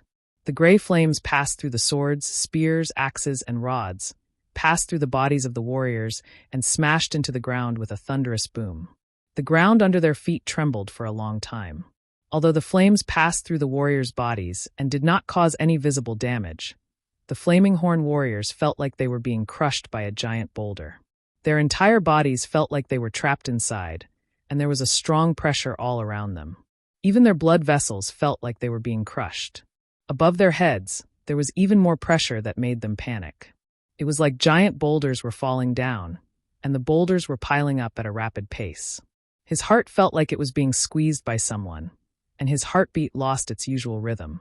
His lungs felt like they were frozen, and every breath he took was extremely difficult. His strength was decreasing rapidly, and the totem power in his body was like a hibernating animal encountering cold weather. He felt drowsy. The pressure was still increasing, and it was difficult for them to stand. The situation was not good. It wasn't just the flaming horn warriors who were trapped. Even the slave masters who were hiding in the periphery were terrified. Although they weren't trapped, the power of the fire seed terrified them. They could easily enslave a slave who didn't have any fire seed energy, but it was extremely difficult to control a warrior with awakened totemic powers. This was the power of the fire seed and the conflict between fire seeds. The slave masters were all descendants of tribesmen with fire seeds. After a long time, they became slave masters. They also had fire seeds in their bodies. The war between fire seeds was just like the war between humans. It never subsided. Some of the slave masters who had wanted to attack the Wanchur tribe when they escaped the desert were now secretly glad that they didn't do anything. If the Wanchur tribe had been forced to use the power of the fire seed, they would have suffered the same fate as the Yanjiao warriors. Good thing we didn't do anything. Looks like the Yanjiao won't get away with it this time. I hope the Wanchur people can take this opportunity to destroy the Yanjiao tribe. Those who didn't think highly of the Wanchur tribe now changed their minds. A slave master on the side rolled his eyes and whispered, "Why don't we take this opportunity to help the Wanchur tribe?" The person who said this was the young master of Skywheel City, who didn't think highly of the Wanchur tribe before. Now that the situation had improved, he had another idea. That makes sense. Let's go. There were others who had the same idea. They took the slaves in their hands and walked towards the battlefield. Xiao Xian was also trapped in the gray flames of the Wanchur tribe. He could clearly feel his power being suppressed, but compared to others, he was still much more flexible. Seeing more and more Yanjiao warriors being enveloped, Xiao Xian's heart skipped a beat. He shouted, "Gather together, everyone. Don't spread out too far. The more the better. The people are here. The fire seed is here. Don't be afraid." The Wanchur shaman said Yanjiao had no fire seed? How could there be no fire seed? The people were here, the fire seed was here, but it was no longer in its original form. Xiao Xian pulled the scattered Yanjiao warriors back to where the troops were gathered. He flicked away a blade and kicked the Wanchur man in the chest, kicking him away. Without stopping, he went straight to the troops gathered not far away. They were the first to follow him. Now they couldn't run out of the range of the Wanchur fire seed's flames. After hearing Xiao Xian's words, the Yanjiao warriors who had rushed out began to rush back in and gather together. Even if they ran out, they couldn't outrun the fire seed's speed. This was their first time facing such a powerful fire seed. They were inexperienced and panicked. Xiao Xian's words were like a beacon of light to them. Whether or not Xiao Xian's words were useful, their first reaction was to do as he said. After gathering, the Yanjiao warriors felt much more relaxed. The fading totemic patterns on their bodies showed up again. The fire seed's power seemed to have broken through the ice and started to recover. It worked. Yes, when they merged with the fire seed. The shaman also said that the fire seed was here as long as the people were here. At the time, they only thought it was a consolation of faith, but they didn't understand it fully. But now, they deeply understood the meaning of this sentence. The fire seed merged into their bodies and burned, never extinguished. One person's power was limited, and the fire seed was small. But when more people gathered, it was like sparks coming together to form a ball of fire. When the fire gathered together, it would become a raging inferno. Xiao Xian's words were spread. Duo Kong, Gigu, Ta, and the others gathered the people around them. Ao and Zheng Luo, who rushed over later, also made arrangements for the people. The people were like disconnected dots that gradually connected. Because of the war, they didn't form a tight line or a tight circle, but they formed a battle line. As more and more people joined the battle line, under the mountainous pressure of the Wanchur fire seed, this battle line was like a red hunting knife, cutting into the enemy. The pressure from the Wanchur fire seed lessened. Even though the flames above them had accumulated to a terrifying height, the Yanjiao people had lost their fear of it. On the contrary, as the fire seed's power in their bodies became more active, their intention to fight back became more obvious. The shaman was right. In a war of this level, it was not easy to completely destroy the other side. If they really went on, it would be a battle between the fire seeds. So far, no tribe had brought their fire seed out to fight. This was one of the reasons why the Wanchur tribe was so fearless. But now, Yanjiao's actions shocked the shaman. Why? Why was there Yanjiao's fire seed's aura here? Wasn't Yanjiao's fire seed gone? It wasn't there before. Bringing the fire seed out to fight? Were the Yanjiao people crazy? Where was it? Where was Yanjiao's fire seed? The Wancher shaman carefully sensed all the fire seed auras in his territory. However, he realized that the flaming horn fire seed's aura was everywhere in Wancher's territory.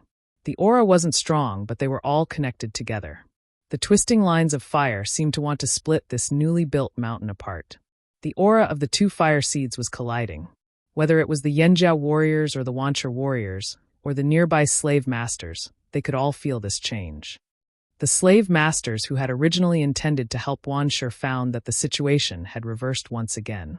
Their minds were uncertain, so they temporarily suspended their actions and stayed not far from the battlefield to watch. If Wancher continued to gain the upper hand, it would not be too late for them to make a move. Beside the fire pit, the shaman's eyes were full of disbelief. How could this be? What did the Yanjiao people do? Xiao Xian picked up an injured Yanjiao warrior who was about to die and carried him on his shoulder. The warrior's injuries weren't too serious, but he couldn't hold on under the pressure of the Wancher fire seed. He was too far away from everyone when they were fighting the Wancher people. When Xiao Xian told everyone to retreat, they didn't notice him and couldn't take him with them. Seeing that most of the Yanjiao people had gathered together, but Xiao Xian was the exception, the shaman came back to his senses. He glared at Xiao Xian fiercely, the gray totemic patterns making his twisted expression look even more ferocious. I don't care what you do, I'll bury you all here. You'll be crushed bones under the Wancher volcano. A beam of fire shot out from the fire pit, gathered in the air, and smashed down on Xiao Xian. Xiao Xian felt as if there was a powerful force above his head, as if the sky was collapsing. He didn't have time to think too much, so he threw the person on his shoulder towards the direction of the group. In the next moment, an enormous pressure came crashing down like an avalanche from a tall mountain. Xiao Xian felt his muscles and bones creak under the pressure, as if he was bearing the weight of a mountain. The gray flames grew thicker, blocking out most of the light. It was as if night had fallen.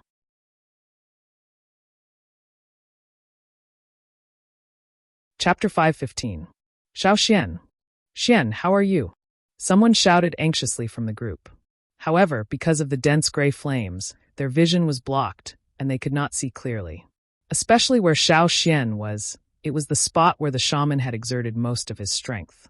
Xiao Xian knew that the attack had been aimed at him.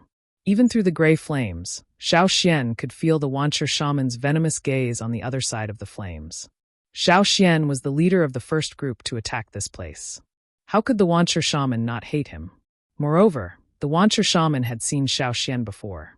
In the desert, when he was still with the young master of Baishur City, he had seen Xiao Xian and Tuo.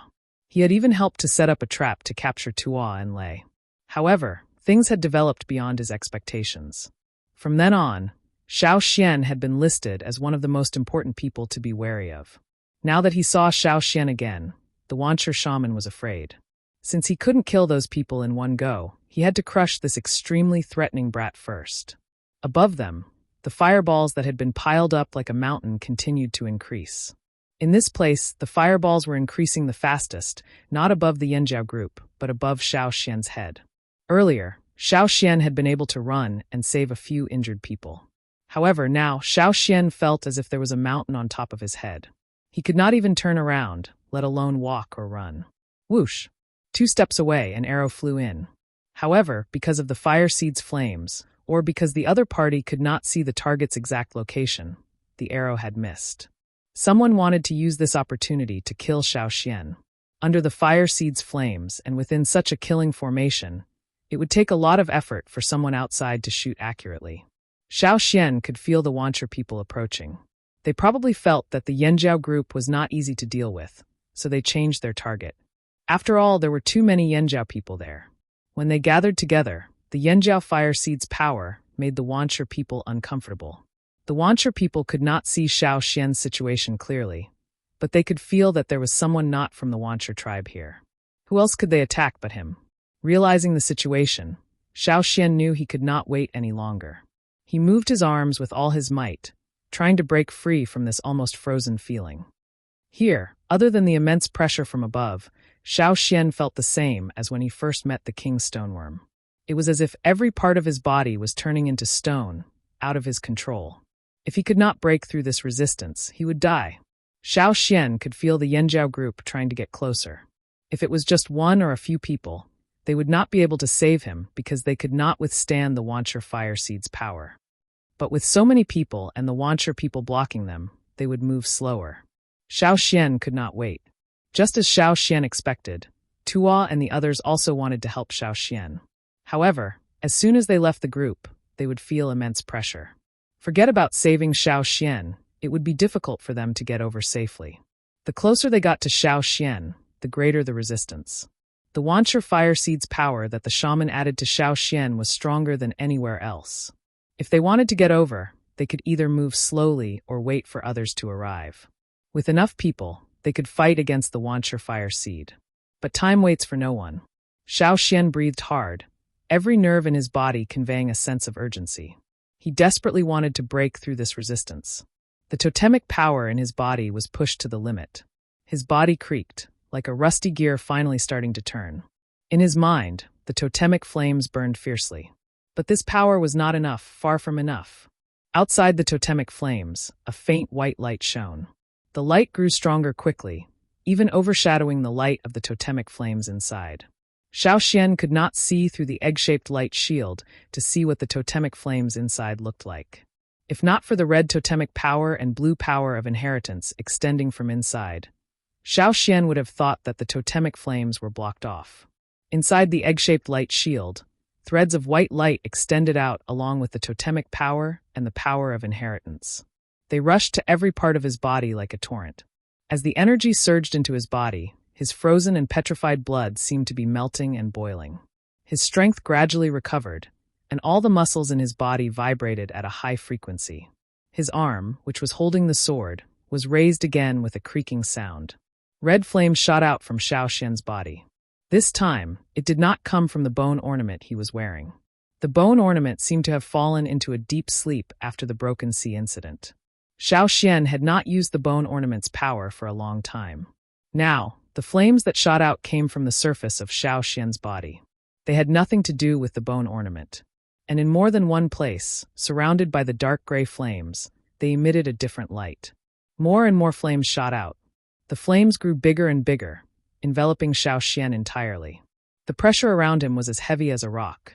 It came from above and around him. All the pressure was being pushed away. At first, it was just a small fluctuation. But soon, the fluctuation became bigger and the pushing force became stronger. The flames on Xiao Xian's body grew stronger. Faster. Just a little faster. As the flames rolled, Xiao Xian felt like every pore in his body was erupting with a heroic spirit. It wanted to push away all the obstacles around him. Break! Break! Break! Crack! A sound like the cracking of a rock suddenly rang out. Crack, crack, crack. The cracking sound grew louder and louder. It began to come from everywhere around him. The obstacles were gradually pushed away. The pressure in all directions was weakening. His body was becoming less tired. Cracks appeared on the ground under his feet. When the flames pressed down from above, there were no footprints on the ground. But now, as the pressure from above weakened, there was a dent in the ground. This was caused by Xiao Xian's explosive strength. His slowed heartbeat sped up. Xiao Xian took a deep breath, as if to expel all the pressure. Then he inhaled sharply and let out a long roar. Following the roar, the flames on Xiao Xian's body surged wildly. They pierced through the gray flames surrounding him like a fire dragon breaking free of its shackles. Without turning around, Xiao Xian swung his arm. The blade reflecting the flames swept out. The tip of the sword was 2 palms away from the 3 Wancher people. But the sword aura was as sharp as a blade, easily cutting their throats.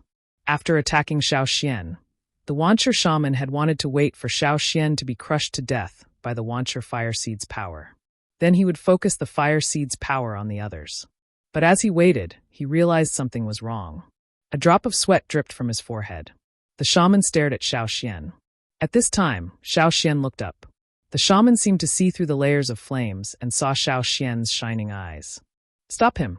Stop him!" The shaman's terrified voice was piercing and piercing. It spread everywhere. At this time, no one cared about the shaman's voice. They were confused. What had happened to make the shaman so terrified? Something happened to the fire pit. The scattered Wancher people gathered in the direction of the shaman's voice. Xiao Xian stepped forward. His step made a thud on the ground. It was comparable to the sound of the Wancher fire seed's fireball crashing down. After getting rid of his exhaustion, Xiao Xian felt as if his body was filled with endless energy. With every step he took, that energy doubled. His steps gradually sped up, but his footsteps became lighter and lighter. The sound of his footsteps weakened, and each step he left on the ground was shallower than the previous one, until there were no footprints left, and only the soft rustling of the short grass on the ground could be heard. He swung his sword. It broke through the layers of gray flames and pierced the chest of a Wancher man who was about to shoot an arrow. Xiao Xian was still approaching Wancher's fire pit, faster and faster. The Wancher people who rushed over could not stop him in time. When they got close, they could feel a strong repulsive force. It was like another tribe's fire seed was burning here. The Wancher shaman felt like he was facing a ferocious beast that had gone berserk with flames all over its body. Why was Xiao Xian able to break through the fire seed suppression? Why was Xiao Xian able to move freely under the fire seed suppression? The shaman did not want to think about it now. His mind was clouded by a possibility that he did not want to think about. This thought made him feel like he had fallen into an ice cave. At this moment, the Wancher shaman regretted not arranging more guards here. Then he realized with a start that he was doubting the fire seed of his tribe. Could the fire seed stop this person? This time, he lost his confidence. Even the guards could not stop Xiao Xian. Xiao Xian was too fast. The shaman's vision was not affected by the gray flames. At this moment, all the gray flames in his vision faded. Everything around him became clear. There seemed to be a voice in his head telling him what to do. The shaman watched as Xiao Xian approached. He thought Xiao Xian's target was him. However, just as he was about to die, he realized that Xiao Xian had jumped 10 steps away from him. He jumped over his head and charged towards the fire pit behind him. The shaman's eyes almost popped out of their sockets. He could not believe that this person's target was the fire seed. He wanted to destroy the fire seed, all by himself. Lunatic. This was a lunatic. If Yanjiao's fire seed was here, it might be possible. However, he was the only one here. Could he represent Yanjiao's fire seed? The shaman had never heard of anyone who could fight a large tribe's fire seed alone. Jumping in meant death. But soon, the shaman felt a pressure that made his heart stop beating. It pressed down from above and made him collapse on the ground. Xiao Xian jumped into the air and raised his hand to slap at the flames spewing out from the fire pit. His palm passed through the gray flames as if it was brushing against cold rocks. This palm seemed to be infinitely enlarged. It felt as if the palm could cover the entire fire pit. Under this palm, it was like another world. There seemed to be electricity flashing under the palm. It was like a flash of light from the collision of clouds under the endless sky. Every time this palm pressed down, a portion of the gray flame mountain formed by the 10,000 stone stacks would crumble. The cracked gray flames exploded like rolling thunder. The air surged wildly like an avalanche sweeping down from the top of a mountain, setting off a deafening roar. The towering mountain that was unshakable like a giant trembled and collapsed. Everyone in the Wancher tribe could feel this shocking change. At this moment, everyone who was fighting stopped what they were doing and tensed up to feel this change. In Xiao Xian's mind, the white light shield grew brighter. An unparalleled power was suddenly released. His palm pressed down again with the power to destroy the world. The battle of the tribes, the struggle for the fire seed, the battle of life and death. The others' despair, my glory. From now on, there would be no more Wancher. Yanjiao would return to the peak. Destroy for me. Rumble. The mountain collapsed as if the world was splitting apart. The deafening roar of splitting mountains and splitting rocks was deafening, and even the air seemed to be continuously exploding. The wind blew wildly as if to kill everything. The mountain that the Wancher people thought was indestructible, the sturdiest and most reliable guard, the most powerful mountain of fire seeds, was heading towards its end, just like their crumbling faith. The sound shook the heavens and the earth. It was as if waves had been set off. Wave after wave, it spread far and wide. Even the people who had taken refuge in the forest could hear it clearly. In the lush forest, flocks of birds flew away in fright. Beasts roared and ran further away. When the roar finally subsided, the gray mountain of fire above the Wancher tribe had disappeared. Like a thick fog being blown away, everything became clear. Yangguang at noon was dazzling. The warm light shone on the earth. However, in such a lively and noisy world, it seemed to be frozen. Everything was silent.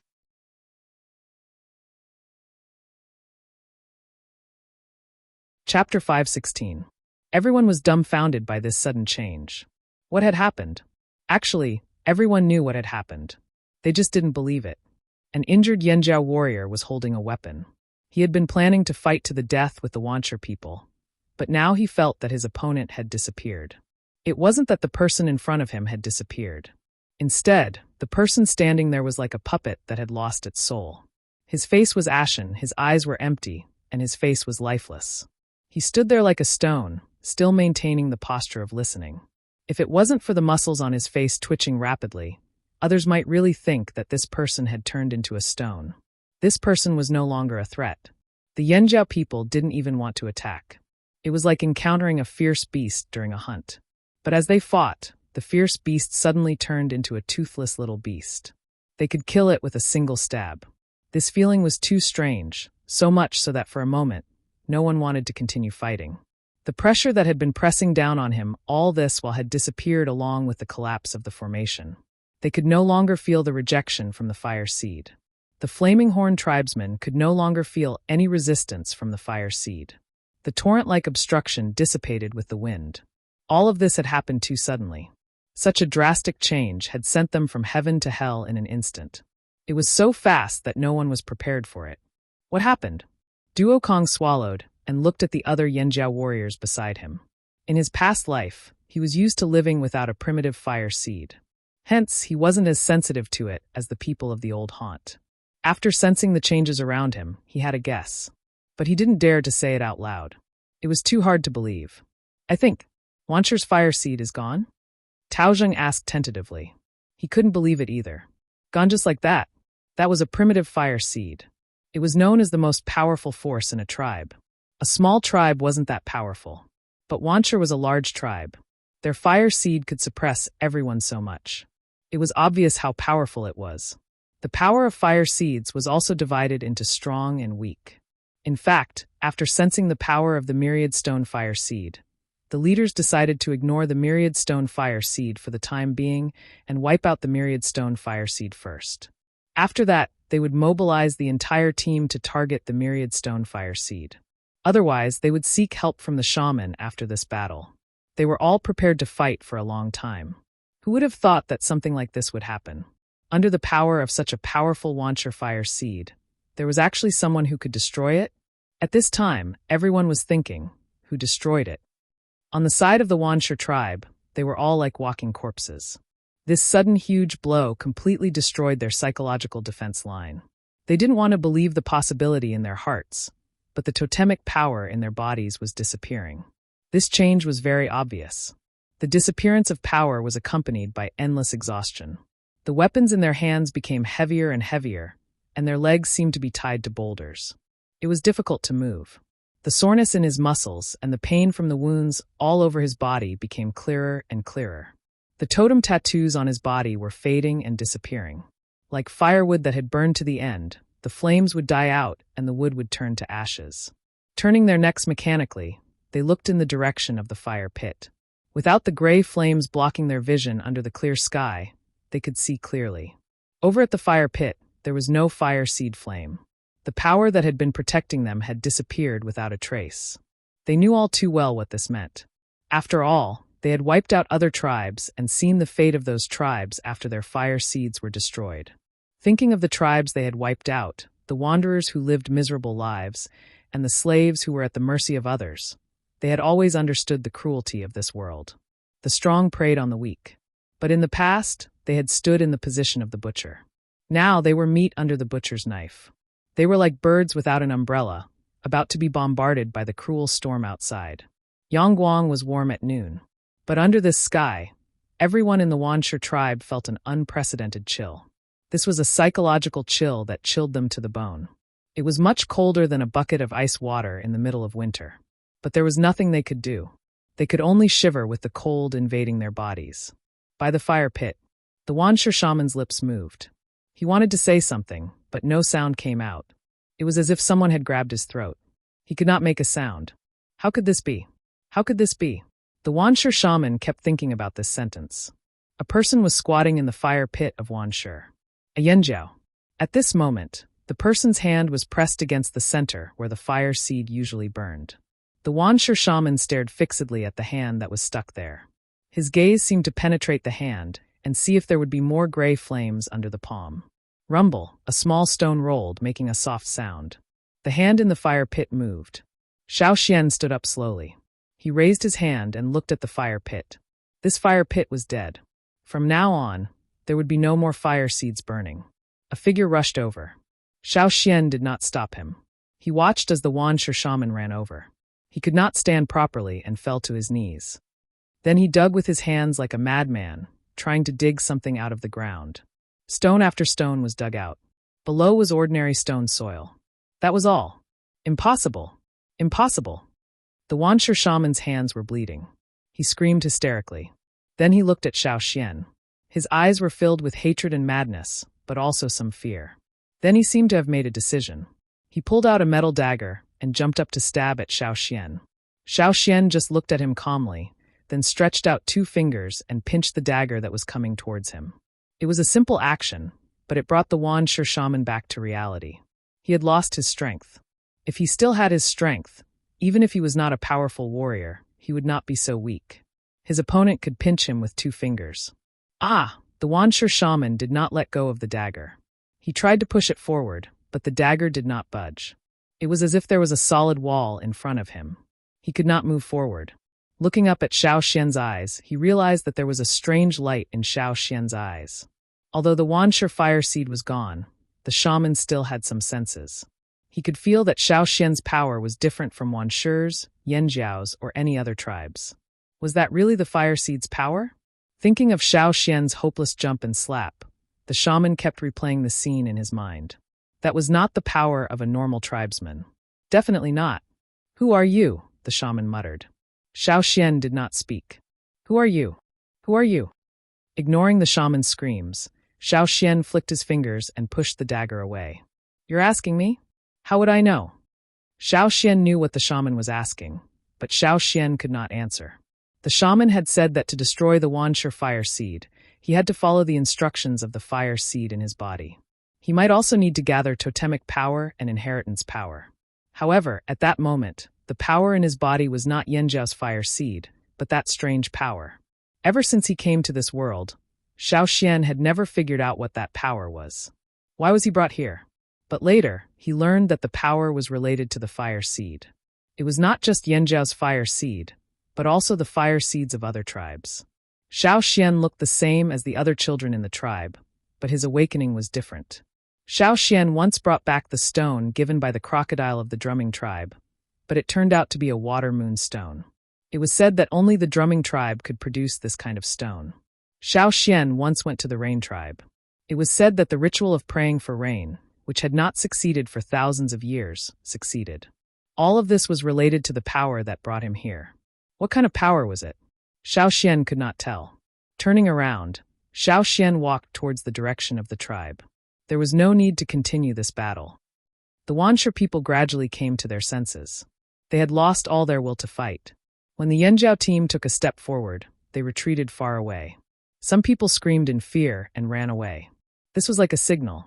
More and more people ran away from the opposing sides. Although the slave masters were shocked that Wanshi had been defeated much faster than they had expected, they were still satisfied with the current situation and the fate of the Wanshi tribesmen. They wanted to recruit the tribe warriors who had lost their fire seeds. Because they once had power, after losing it, they would definitely want to regain it. This was the best chance for the slave masters to intervene. Recruit. The slave masters who had shrunk away were like beasts that smelled meat. They all stretched out their claws. The flaming horns realized something was wrong. If the slave masters weren't here, they would be fine. After destroying the Wanshi fire seed, they had no interest in slaughtering the weak. However, with the slave masters here, it meant that the Wanshi people could regain their power and seek revenge. How could this be? Kill them. Kill them. Don't let them escape with the slave masters. Kill both the slave and the slave master. Zheng Luo shouted. Although the slave masters here were not strong enough, he still had to be careful. The 3 team leaders led some Yanjiao warriors to continue the chase. The 2 chiefs led the rest to clean up the battlefield, treat the injured, and count the dead. When Xiao Xian returned, he saw Caesar lying on the ground, curled up and licking its wounds. During the attack, Caesar and the others were mainly blocking the wancher beasts. That was why they were not with Xiao Xian. There were many bite wounds on its body from sharp teeth. It was covered in blood, and there was a bloody hole on its back. It looked like someone had stabbed it with a spear. Hearing Xiao Xian's footsteps, Caesar's ears twitched. It stopped licking its wounds and turned to look at Xiao Xian. Xiao Xian's footsteps froze. One of Caesar's eyes was gone.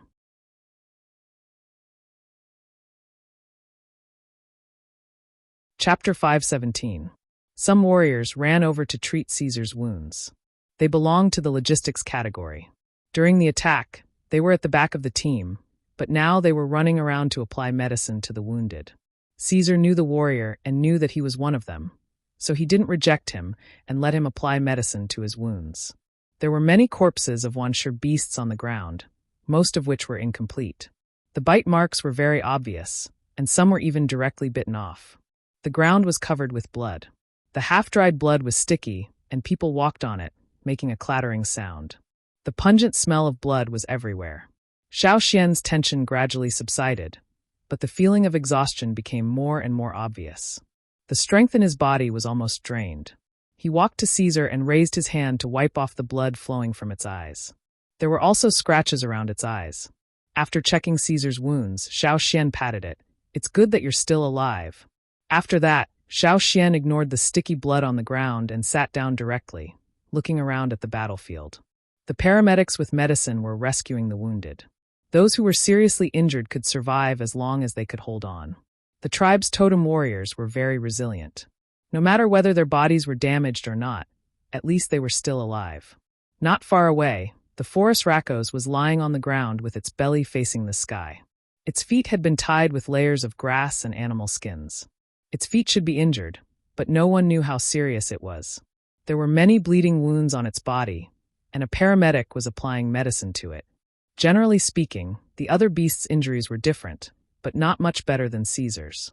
After all, facing the desperate attacks of the wancher beasts, even if they were ferocious beasts, they couldn't stay intact. However, these ferocious beasts' resilience was not worse than that of the tribe's warriors. Caesar's wounds were so serious that it would only take a few days to recover. But its eyes couldn't recover. He raised his hand and patted Caesar's blood-stained hair again. "You did well." Caesar gently nudged Xiao Xian with his nose and then continued to rest on the ground.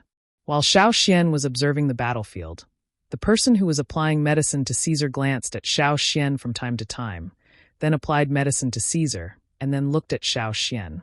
That warrior was curious. "I heard that Wancher's fire seed was extinguished by an elder. How did the elder die?" Unfortunately, at that time, because of the gray flames, they were far away from the fire pit and could not see the situation over there. They could only feel that the gray flames enveloping them were collapsing one after another. When it was almost dusk, the 3 leaders returned with their men. They chased them for a long time until they could no longer catch up with the slave masters. Only then did they return. In the Wancher tribe, other than the Yanjiao people, there were only some prisoners of war that the Wancher tribe had captured. There were no other Wancher people alive. Now that the Wancher tribe was destroyed, the prisoners of war could not find a place to go. Ao Fong and the others who wanted to leave could leave. Those who did not could stay and live here like the other wanderers around Yanjiao. Of course, they had to work for it. But if they were found to have bad intentions, they could not blame the sword for being merciless. The children and women of the Wancher tribe had been sent away. This was done when they were preparing for war. When we chased them, we found an underground cave. The women and children of the Wancher tribe should have been there. But when we found it, there were no living people there. There were some old people's corpses in the cave. They were killed, but there were no women or children. Oh, there were also some slaves' corpses. The Wancher people should have been taken away by the slave masters, Gigu said to the 2 leaders. In a defeated tribe, the survivors would become prisoners of war. In the hands of the slave masters, they would definitely become slaves. Once they became slaves, it would be difficult to escape. The Wancher tribesmen without totemic power tried to escape from the flaming horns, but only a few succeeded. This was due to the difference in strength and speed. The slave masters could only snatch a few of them away. The smarter slave masters had already robbed the Wancher tribesmen of their treasures. The Wancher tribe was history now. The Wancher leader, Fu Wu, had committed suicide. After the fire seed was extinguished, he stabbed himself and died. The Wancher shaman fell in the fire pit. When Xiao Xian turned to leave, he spat out blood and died. Using the fire seed's power had used up too much of his energy. If the Wancher fire seed was still there, he might have had a chance to breathe. But now that it was extinguished, he was like a lamp without oil. There was no way to live. Ao and Zheng Luo quietly listened to the reports of the three team leaders who had just returned and thought to themselves. Today, the Wancher fire seed was extinguished. Those who were lucky enough to escape from the Yanjiao would become wanderers or slaves.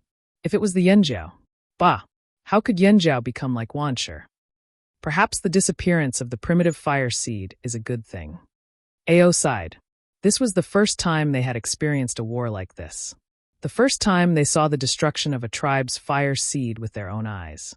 The change in the primitive fire seed's form could prevent the fire seed from weakening. It could also prevent the possibility of being wiped out. The human race's situation was still developing in a good direction. Perhaps in the near future, all the tribes here would change. The primitive fire seed would become history, just like the other side of the sea. In the forest, the shaman and the others were still in a daze when they returned to the tribe. They still felt unreal. How long had it been? They were all prepared to sleep outside in the cave for a few days. But they had only gone yesterday and now they were back? Was it over? Not only the Yanjiao tribesmen, but the wanderers living in Yanjiao were also shocked. How could the arrogant Wancher tribe be gone? Many of them were still planning to run away if the situation went south, but they were told that the war was over. In a few days, they would be moving to Wancher's former territory to build houses and reclaim land. The Flaming Horns planned to plant crops there, mourning the dead, comforting the wounded, taking over Wancher's land, resettling the wanderers, planning the land outside the forest. Yanjiao was very busy. Yanjiao took over all of Wancher's belongings. After robbing for so many years, they had stockpiled a lot of things. But now they were all Yanjiao's. Without the threat of Wancher, they would naturally expand their territory. Although the forest was big, it wasn't suitable for large-scale farming and breeding. There were too many beasts and they couldn't defend against all of them.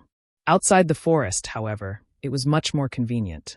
While Yanjiao was busy, the news of Wancher's destruction spread to all the tribes. When the chief of the Mang tribe heard the news, his first reaction was disbelief. But he received news that the slave masters had been driven out of Wancher's territory and went to other places. Some people went to Wancher's territory and found that the people living there were all Yanjiao people. Everything he heard proved the credibility of the news. Really, Huang Yi still couldn't accept it.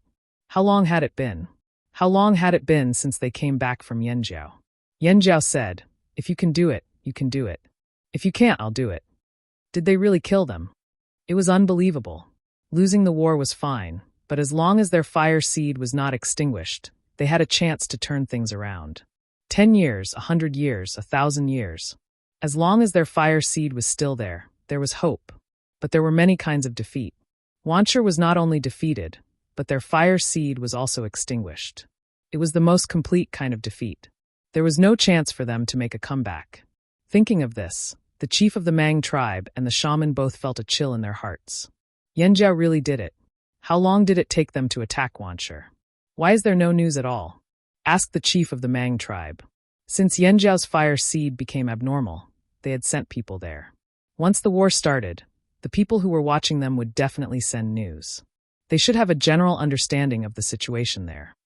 The person who reported the news said with a hoarse voice, half a day. What?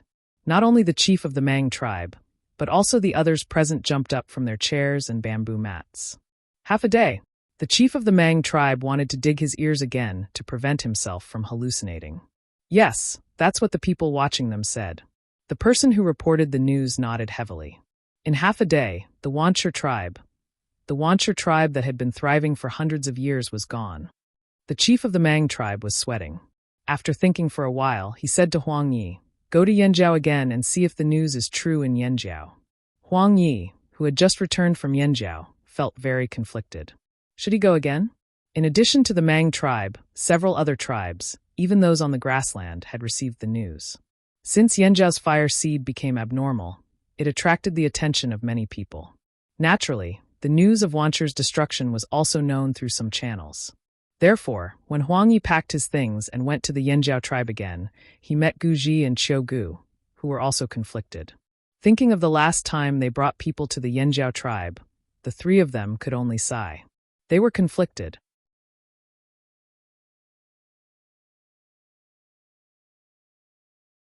Chapter 518. After the war ended unexpectedly, the Yanjiao tribe was busy every day. The fearsome beast forest was in the direction of the Wanshur tribe. People came and went every day, and the sound of trees being chopped or hammered could often be heard. Because the Yanjiao tribe wanted to take over the Wanshur tribe's territory, they planned to open up a path to transport supplies from the tribe in the forest to the Wanshur tribe. In the past, it wasn't difficult to walk in the forest, but it was more troublesome to open up a path. The dangerous plants and beasts in the forest were exterminated, and the trees were cut down according to the planned route. The cut-down trees were transported to the side to build houses for the people. The uneven places on the ground had to be smoothed out, otherwise, it would not be good to pull the cart in the future. Therefore, when people walked past here, they often saw bare-chested Yanjiao warriors hammering the ground with large stone hammers. The ground shook with the thuds. This, hurry up and pull it out, or I won't be able to hammer it. A warrior with a large stone hammer yelled at his companion, wiping his sweat. In the place he pointed, there were trees that had been chopped down. The roots were still there. If they wanted to make the ground firm, they couldn't leave the wood behind. Wait, there's a big rock underground. I'll dig it out first, then you hammer it. Seeing this, the warrior who was hammering the ground put the stone hammer aside and sat on the grass to rest. He looked back at the result of his hard work over the past few days. A smooth dirt road stretched from the tribe's position to here. There was no longer the dangerous atmosphere of the forest. He couldn't help but feel proud. Thinking of something, he couldn't help but ask his companions, "Hey, I heard that the chief wants to trade for some cart-pulling beasts from the Lu tribe. Do you think horses or cows are better?" "Horses. Horses can pull carts, ride them, and run fast. Cows. What's so good about horses? Cows can pull carts and run fast. And I heard they can pull plows too. And cows have horns, they look more powerful." "Cows and horses are the same, but the Lu tribe's bird eggs are better," a warrior said. "TSK, the eggs of the Lu tribe are bigger than the eggs of the other tribes. Let me tell you, when we were on the other side of the sea, our tribe raised ducks. They were brought back by Great Elder Shaoxian. They also had duck eggs, which could detoxify poison. It's a pity that the duck didn't come with us. Speaking of the Great Elder, he came out of the same cave as me." Ku recalled a long time ago, before they came to the old haunt and awakened their totemic power. They lived in a cave at the foot of the mountain. Hearing Ku's words, the others stopped bragging and gathered around to look around. Seeing that no one else was near, they lowered their voices and asked Ku, "Hey brother, tell us about the Great Elder back then. Was he very powerful?" Back then, Ku recalled the thin and small figure in his memory. No one would believe that the person back then had grown to such an extent. At this moment, the first elder that these people were talking about was frowning and biting the end of his pen. "How do I write it? How do you want me to write it?" Xiao Xian looked at the empty animal skin scroll. He had bites on the wooden handle of the brush, leaving bite marks on it. Xiao Xian didn't have this habit before, but these days he was forced to bite the pen because of the task assigned by the shaman. In half a day, the shaman destroyed the fire seed of the Wanshur tribe. This surprised and delighted the shaman. As the first large-scale victory in 1,000 years, it must be recorded and passed down to future generations. This was a shining point in Yanjiao's history. It couldn't be missed. And to record this significant historical event, how to extinguish the fire seed was a very important part. The shaman couldn't write this part, so Xiao Xian had to write it himself. But here came the problem. Xiao Xian couldn't write it. How to extinguish the fire seed was almost an instinctive reaction, like a dream. After the fire was extinguished, he recovered and rested, but the process of extinguishing the fire was a little vague. Now, no matter how hard Xiao Xian tried to recall, it was difficult for him to remember the key parts. First of all. Second, what Xiao Xian wrote down was to be passed down to future generations of Yanjiao, so he had to be careful. Words and sentences had to be carefully chosen. Otherwise, the future generations of Yanjiao would be affected. As the Great Elder, he had to have the momentum and dignity of the Great Elder. According to the habits of the ancestors, the animal skin scrolls that recorded important events were all written concisely and clearly, with the key points highlighted. They also had special idiomatic sentences. In their eyes, this was the most solemn way of writing, so Xiao Xian had to learn from them. However, Xiao Xian's habit of using words was obviously different from others. With a long sigh, Xiao Xian looked sideways at Gui Zhe on the other side of the table. As the successor of the shaman, Gui Zhe was also given a task and had to write a lot of things. Looking at the 3 animal skin scrolls next to him, Xiao Xian didn't even need a draft. Noticing Xiao Xian's gaze, Gui Zhe raised his head and looked at Xiao Xian in confusion. "Cough, Gui Zhe, lend me your animal skin scrolls to copy for reference," Xiao Xian said. Gui Zhe didn't expect Xiao Xian to ask this question.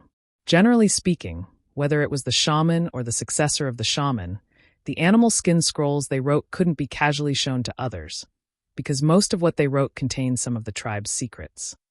Even most of the people in the tribe didn't know about it. However, Xiao Xian, as the great elder of the tribe, was qualified to look at the animal skin scrolls. Moreover, it seemed that there was nothing he didn't know about what was written. Gui Zhe hesitated for a moment, then handed the 3 animal skin scrolls next to him to Xiao Xian. She didn't understand. It was just an animal skin scroll. Why did he have to be so hesitant? Xiao Xian used Gui Zhe's words as a reference and made a draft. He couldn't remember the specific situation when the fire seed was extinguished, so he could only leave the words "follow instinct" and "follow the instructions of the fire seed." This was the universal sentence on the animal skin scroll, so it couldn't be wrong. As for the specifics, he could only add them when he remembered. Coming out of the shaman's house, Xiao Xian looked at the sun in the sky. It should be sunny these days, which would be very convenient for the tribe to carry out their plans. In 2 days, the road from the tribe to the forest should be ready. When he returned home, Caesar was lying outside, grinding his teeth on a piece of animal bone. In the battle with the Wanshi tribe, Caesar lost an eye, but it had a strong recovery ability. As a branded ferocious beast, it also had the power of the Yanjiao's totem, but it couldn't merge with the fire seed. With the power of the totem, it could naturally recover faster. In the Battle of Wanshi, it killed the most Wanshi beasts in the tribe. Caesar was more seriously injured than the others, but in terms of recovery ability, it was better than the others. When Caesar was able to hunt in the forest, the 2 beasts in the Yongguang's house were still resting. The forest Rakos was still lying on its back because of its foot injury. When they came back from the Wanshi tribe, it was Guang who carried it back. According to the tribe's secret engraving technique, the descendants of the ferocious beasts in the tribe would become ordinary beasts again. The influence of the engraving technique would only exist in their generation. In the future, the tribe would choose the best ones from their descendants to engrave. Because of Caesar's eye injury, Xiao Xian made an eye patch with animal skin to prevent the wound from rubbing dust and stones or getting infected by branches in the forest. At first, Caesar wasn't used to it and always wanted to scratch it with its claws. Now it was much better. Sometimes when it went out to hunt, it would rub off the eye patch. Old Ku would replace it with a spare one and make a few more. The wound was almost healed, but Caesar's right eye was gone and couldn't recover. In the future, Caesar could only see with one eye, which might affect its hunting. Recently, it spent more time hunting, so it was getting used to it. "Old friend, it's okay if you can't catch any prey. I'll take care of you." Xiao Xian checked Caesar's recovery and made sure there was no more infection. Then he entered the house. "Xian, the people of the Lu tribe came to see you," said old Ku, who was working on a stone tool. "The Lu tribe? Yanjiao?" "Yes, that's him." When they heard the news of Wanshi's destruction, the people of the Lu tribe all cheered. That scourge was finally gone. Now, the people of the Lu tribe came to Yanjiao eagerly. The Wanshi tribe was leveled. Houses, animal pens, and fields were rebuilt on the ground. The people of the Lu tribe also gave free guidance to the people who built the animal pens. They taught them how to make the construction more convenient, and the animals they raised would be better. Xiao Xian guessed that Yanjiao wanted to discuss with him about raising young beasts. Now that the tribe's territory had expanded, new animal pens were built one by one. Naturally, there was more demand. A few days ago, when the people of the Lu tribe came, they mentioned that Yanjiao was very willing to make a deal with Yanjiao. Destroying the Wanshi tribe in half a day was indeed a shocking thing. The name of the Flaming Horn tribe had also spread out. The major tribes in the central region would definitely be more vigilant now. However, they didn't dare to offend the Flaming Horn tribe. Otherwise, they wouldn't have tolerated the Wancher tribe for hundreds of years without fighting. If they thought too much, they would think too much and worry too much, which would only make them hesitant. He just didn't know how many tribes would send people over this time. Xiao looked around but didn't see Yanjiu. He heard that Yanjiu went outside the forest to guide the construction of animal pens. He would probably come back later. Xiao wasn't in a hurry. He turned around and went to the Wanderers' area. The Wanderers had been living on the edge of the forest for 2 years. After all, they weren't Yanjiu people and didn't have much power. They were still afraid of this forest. Even if there were Yanjiu warriors patrolling, compared to the outside of the forest, they preferred the latter. So this time, when Yanjiu was expanding their territory, they were anxious to move there. When he arrived at the Wanderers' area, the people here were also busy. Some Wanderers went out to build houses. They still had to build their own houses, but they had to follow Yanjiu's rules and couldn't build randomly. Most of the people who were still here were injured or young children. There were children running outside.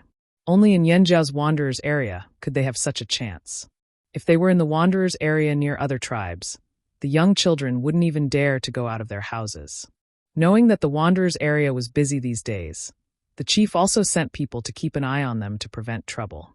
When Xiao arrived, a group of Yanjiu warriors were talking and laughing together.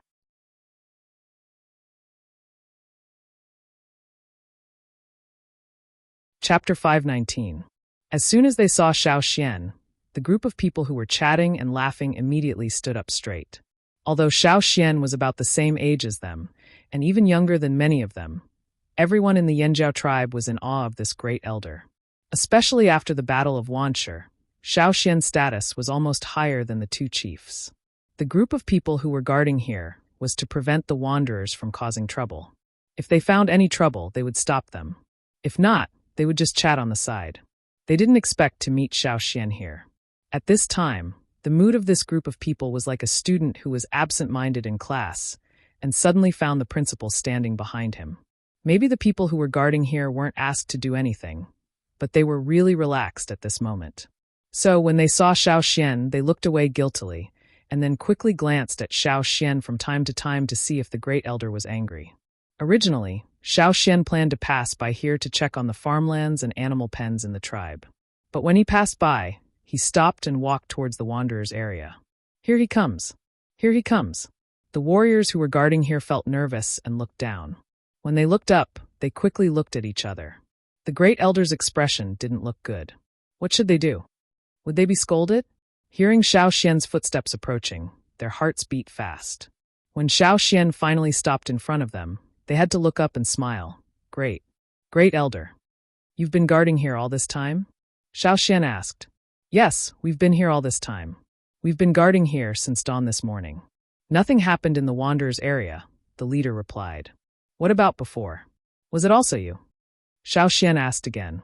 Yes, we and another group took turns guarding here. But we weren't here at night. There were other patrols. The leader said.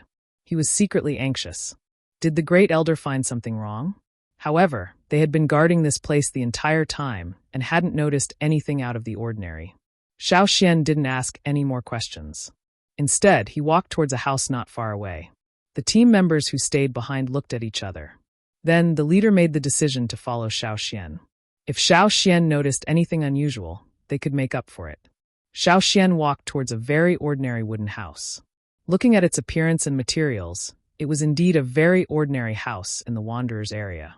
However, this house was quite far away from the other houses. In this area, there was only this house, as if it was isolated. There was a layer of dust on the stone at the entrance, and where the stone was sunken, the dirt had formed a clump on the stone. It was obvious that no one had sat on it for a long time. This house was the place where Xiao had found the longevity leaf that recorded the knot divination technique. Since then, no one had come to this house. When the outsiders were discovered, the Wanderers were told that there were defectors. The other people who lived in the Wanderers' area were anxious to separate from this house. They were afraid of being misunderstood. They were afraid of being suspected of being involved with the defectors and being driven out. Because Xiao had told the patrols to pay attention to the surroundings, there were often some patrolling soldiers walking around. Now, the wanderers who lived in the surrounding area had moved away, as if they were avoiding the plague. Therefore, this isolated situation appeared. Xiao Xian didn't go in immediately. He walked around the outside of the house, and then stopped at the window. There were some subtle scratches on the window frame. If one didn't pay attention, it would be difficult to notice. The scratches looked relatively fresh, and it didn't look like they had been there for a year or two. Although there was a layer of dust on the window frame, if one looked carefully, they would find that the dust there was thinner than other places, as if someone had gently blown it. "Has anyone gone in here recently?" Xiao Xian asked. "No, at least when we were here, we didn't see anyone go in," the leader hurriedly said. Because they knew that this place was the focus of attention, if they were guarding here, they would definitely pay more attention. They wouldn't go in easily, and they wouldn't make this kind of mistake. "Why don't I ask the people from the other team?" the leader asked. "Not now." Xiao Xian opened the door and walked into the house, but the following team didn't dare to go in easily. They knew that something must have happened in this house, and they wouldn't step in without permission. The situation in the house was similar to Xiao Xian's impression. The wooden table that was broken by Gigu in anger had already been cleaned up. The wooden house of about 20 square meters was empty. However, at the place where Xiao Xian dug out the longevity leaf, there were traces that the soil had been moved. Although the other party was very careful, it was still moved. There was a difference in the color of the soil. If it had been a while, it might not be obvious, but now the traces were still relatively fresh. Someone should have been here within the past 3 days. "Someone has been here," Xiao Xian said as he suddenly looked in a direction and quickly walked out of the house. Seeing Xiao Xian's expression, the team guarding the wanderer area knew that things had changed. They were about to follow, but Xiao Xian stopped again. They ran fast. Xiao Xian stared in a direction. He had just sensed an aura that didn't belong to the Yanjiao tribesmen. Since the Battle of Wanshi, his perception of the fire seed had become sharper. In addition, the other party should have been moving. If that person had been approaching here, Xiao Xian would have sensed it. However, the other party was too cautious. He seemed to have noticed Xiao Xian's gaze and decisively left quickly. Hearing Xiao Xian's words, the faces of the guards changed. "Grand Elder, you mean there's an outsider?" This outsider was naturally not a wanderer, but someone from another tribe who had snuck in. "Yes. You guys should pay more attention these few days. Try to use the power of the fire seed to sense the intruder," Xiao Xian said. The fire seed had already merged with everyone's body. If they used the power of the fire seed to sense the intruder, even if they couldn't immediately detect it, they would at least be able to sense it when the intruder was right in front of them. The benefit of merging with the fire seed was that the fire seed's sensing ability was strengthened. If the Yanjiao tribesmen only had a vague sense of their tribe's bloodline in the past, now it was very clear. This was also the difference between the Yanjiao tribesmen and the other tribes. Outsiders didn't know this. "Yes," the guards hurriedly promised. They didn't doubt Xiao Xian's words. If the Grand Elder said it was true, then it must be true. An outsider sneaking in was no joke. They couldn't afford to let their guard down. At the same time, they were annoyed that an outsider had appeared in the area they were guarding. Although it wasn't considered a dereliction of duty, they didn't realize that this threat was real. Xiao Xian asked them to inform the other patrolling guards to tighten the security. Then he walked around the wanderer area and didn't find anything, so he went to the tribe's fields. Not long after, Duo Kong and the other 2 team leaders came looking for him. When the patrolling guards in the tribe were informed that an outsider had sneaked in, they naturally knew about it. Who could it be? The few large tribes that haven't made any moves? Duo Kong asked. No, Gigu's face darkened. It could also be a bandit. He had already heard from the others that Xiao Xian had gone to that house. He knew what Xiao Xian was suspecting. What made him angry was that they still hadn't caught the intruder. Now, the intruder might have appeared again. I don't know if the intruder this time is from the same group as the 2 from before. Although the 2 of them had snuck in, they didn't have any killing intent. But if it was someone else this time, I can't be sure what they would do. Xiao Xian was also on guard. Also, the intruder is very cautious and escapes quickly. It'll be hard to catch him. No matter what, strengthen the patrolling guards.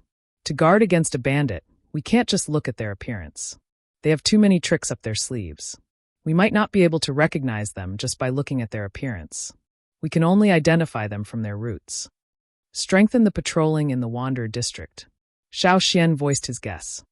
They can't be hiding in the houses of other warriors in the tribe. Otherwise, they would have been discovered long ago.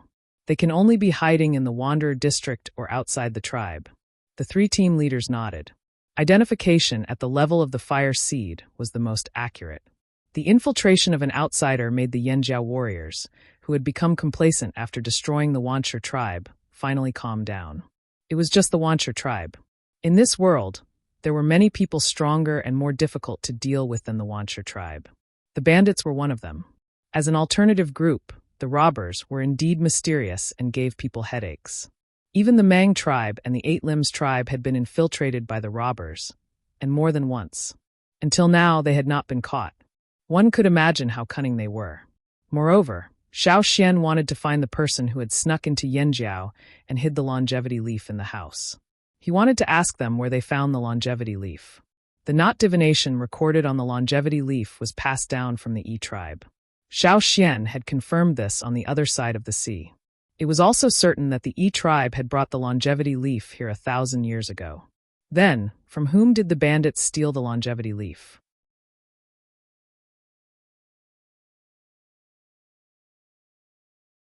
Chapter 520. Because of the infiltrators, Yanjiao became nervous again. They were not as excited as they were after the Battle of Wancher. They were famous for destroying Wancher, but they also attracted a lot of attention. They could not afford to let their guard down. The road is done. Someone pulled the cart over today. It looks good. We've built 10 animal pens outside. Do we need to build more? The fields have been demarcated. We'll distribute some to the wanderers according to the original plan. The rest is ours. In one of the stone houses in the Flaming Horn tribe, the 2 shamans, 2 chiefs, 3 team leaders, and many other team leaders were gathered for a discussion. They were discussing their recent progress. Of course, Grand Elder Xiao Xian could not be absent. As they talked, Ao noticed that Xiao Xian was distracted. He coughed. "Xian, what do you think of what we talked about just now? Let's continue with the original plan. Although we can't plant much this year, we still need to do some work to make the land fatter. I've already told them what to do. I'll go check it out in 2 days. There's no need to expand the animal pens. Let's wait for the Lu tribe to send their cubs over. We'll take it one step at a time. If we raise too many suddenly, we might not be able to handle it," Xiao Xian said. Xiao Xian seemed to be distracted. He didn't expect him to listen to so much. Ao nodded. "Then we'll do as you say. As for the metal wares, I've discussed it with Zheng Luo. When all the wanderers move away, we'll build a bigger casting room." Xiao Xian had no objections. After knowing the secret of the core seed, the tribesmen were very concerned about smelting and casting. Maybe it was because they heard about the slave masters on the other side of the sea, or maybe it was because they saw the potential of metal wares. They spent a lot of effort on this. By the way, during this time, other than the Lu tribe, did any other tribes come? Xiao Xian asked. "Never heard of them. I don't think so." "Nope," the others replied. "But there are suspicious people walking around. Maybe they're from the big tribes in the central region." Duo Kong saw it when he went outside to supervise the work today, but the other party was far away. When he moved, the other party ran away. "What, are you waiting for them to come?" asked Zheng Luo. Xiao Xian shook his head. "I just think that at this time, they should have come here to investigate. However, since they haven't appeared yet, perhaps they have other plans, or perhaps they are waiting." "Wait for what?" Ao asked. "Maybe he wants to wait for more people to come together," Xiao Xian speculated. The people in the room looked at each other and smiled. Being able to make those tribes fear them proved that Yanjiao's position in those people's hearts had indeed risen. This made them very proud, but when they thought of the possible predicament they might face, they immediately calmed down. In any case, no matter how big the challenge was, they would face it head-on. "If the people from the Hui tribe come, let me know," Xiao Xian said. "Okay, if I see anyone from the Hui tribe, I'll send someone to find you." Ao knew why Xiao Xian called the people from the Hui tribe back, so he immediately agreed. 2 days later, as Xiao Xian had guessed, people from several tribes came together. The leaders of the Mang tribe, 8 Limbs tribe, and Feather tribe were the same 3 people as last time. However, this time the Thousand Masks tribe, Tianshan tribe, and Longboat tribe were with them. The Hui tribe did not come with them. They arrived one step behind, but not far from each other. In a place like this where information did not travel quickly, They must have some special means of communication to be able to gather together. When the 7 tribes arrived, Xiao Xian was in the forging room with a few blacksmiths, thinking about how to improve the bronze wares. Although they knew some theoretical methods, there were always some mistakes in the implementation. There were not many weapons that were up to standard, let alone good or even high-quality ones. They did not even see a shadow of those. They're already here? Xiao Xian put down the bronze axe in his hand and went out with the warrior, who came to inform him. Yes, the shaman and the chief are with them now, but the shaman said you're busy, so you don't have to go if you don't want to. The warrior who brought the message briefly explained to Xiao Xian. How many people from the Hui tribe came? How did they come? Xiao Xian asked. The warrior thought for a moment and said, about 10. They should have flown here on eagles. I saw 3 giant eagles. They were big enough. One of them was even bigger than a cha-cha. Who's the leader? A man called He-Shi. He-Shi, Xiao Xian remembered. When they went to the desert, He-Shi was with the Hui tribe. As an elder, He-Shi helped Xiao Xian several times during the desert trip. It was better than the other tribes who ignored him. After getting a general idea, Xiao Xian knew what was going on. The other tribes felt that they did not have a good relationship with Yanjiao before. This time, they came together with confidence. However, this time, they seemed to have lowered their stance. It might not be because of Yanjiao's destruction of Wanshi. Perhaps their ultimate goal was still the fire seed. This was the key reason why they were forced to lower their stance. In comparison, the relationship between the Hui tribe and Yanjiao was not so bad, so they did not feel much psychological pressure. Xiao Xian waited for the other side to finish talking before he went over. The people from the 7 tribes were arranged to stay in some newly built houses outside the forest. They were not allowed to get close to the other tribes in the forest. Xiao Xian asked someone to take him to the resting place of the Hui tribe. When he arrived, he saw a giant eagle pecking its feathers outside the house. Looking at its size, it was indeed bigger than Cha-Cha. However, Xiao Xian felt that this eagle was somewhat familiar. When Xiao Xian looked over, the eagle also sensed it. It turned its head to look at Xiao Xian. Obviously, it still remembered Xiao Xian. Its first reaction was to bristle. Its neck became thicker because of the bristling feathers. It even screamed at Xiao Xian.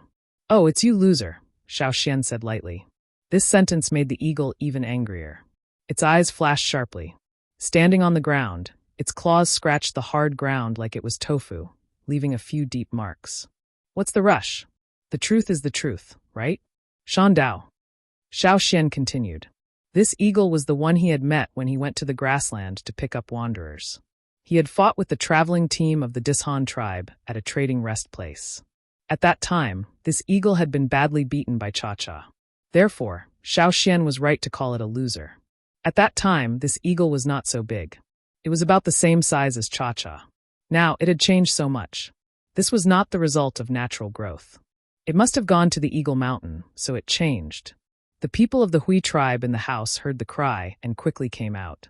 Some of them knew Xiao Xian, such as the one who fed Shan Dao. It's Xiao Xian, the great elder, Gula said with a smile. Today, he asked the other Yanjiao people about Xiao Xian. Only then did he know that Xiao Xian had become the great elder of the whole Yanjiao tribe. Moreover, judging from the expressions of the Yanjiao warriors when they talked about Xiao Xian, it was definitely not because of connections. Oh, it's Gu Lop. Xiao Xian also recognized the leader of the Hui tribe's trading team. Great Elder Xiao Xian, what brings you here at this time? Gu La was very happy to see Xiao Xian. It was rare to see someone he knew, so he wanted to talk with him. He also wanted to know more, but he began to feel uneasy when he thought of something. I heard that Cha-Cha went to the Hui tribe 2 years ago and left with several eagles of your tribe. Is that true? Xiao Xian asked directly. It really came. Gu La's eyes flashed with worry. He nodded and said, yes, they went to Eagle Mountain together. Some of the giant mountain eagles living in our tribe's territory are about to go to Eagle Mountain, but, seeing Xiao Xian staring at him and waiting for him to continue, Gu La paused and continued. The one from your tribe went in and didn't come out. It went into Eagle Mountain and didn't come out? Xiao Xian asked. Gu La nodded. That's what Shan Dao and the others told us.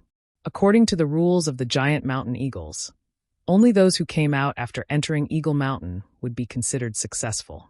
If they failed, they would die. Xiao Xian had heard this before. Everyone in the Hui tribe knew this, so they didn't dare to say it out loud. Other than Cha-Cha, The rest of the eagles that went to Eagle Mountain returned. How could the Yenjia people not have any ideas? Xiao Xian was silent for a while. He asked Shan Dao a few questions and asked Gula to translate. He could understand Cha-Cha's actions and cries, but he didn't know what the eagle was trying to say. Xiao Xian wanted to ask about the details of their trip to Eagle Mountain, but this seemed to touch on the eagle's secret. Shan Dao avoided talking about it, and even Gula didn't know. So, as long as it was about how to get to Eagle Mountain, or what happened on the way, the eagle wouldn't tell them. Since he couldn't get an answer, Xiao Xian could only change the question. When Cha-Cha arrived at Eagle Mountain, how was he? Xiao Xian asked. Very good. Gula replied. So good that he could throw stones at other eagles. Was he injured? Injured, but not seriously. The others were all injured. Did he rush into Eagle Mountain by himself? Yes. After asking some questions, Xiao Xian didn't understand. How long had it been since the last time he went to Eagle Mountain? Why would he go there again? Some adult eagles might not go there again for 20 or 30 years. Even if he went there frequently, it might not be effective.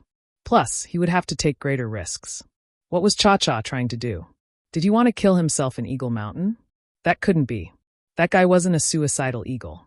Xiao Xian couldn't figure out why Cha-Cha would go to Eagle Mountain. He couldn't go there directly to find him. He only knew the road that led to Eagle Mountain.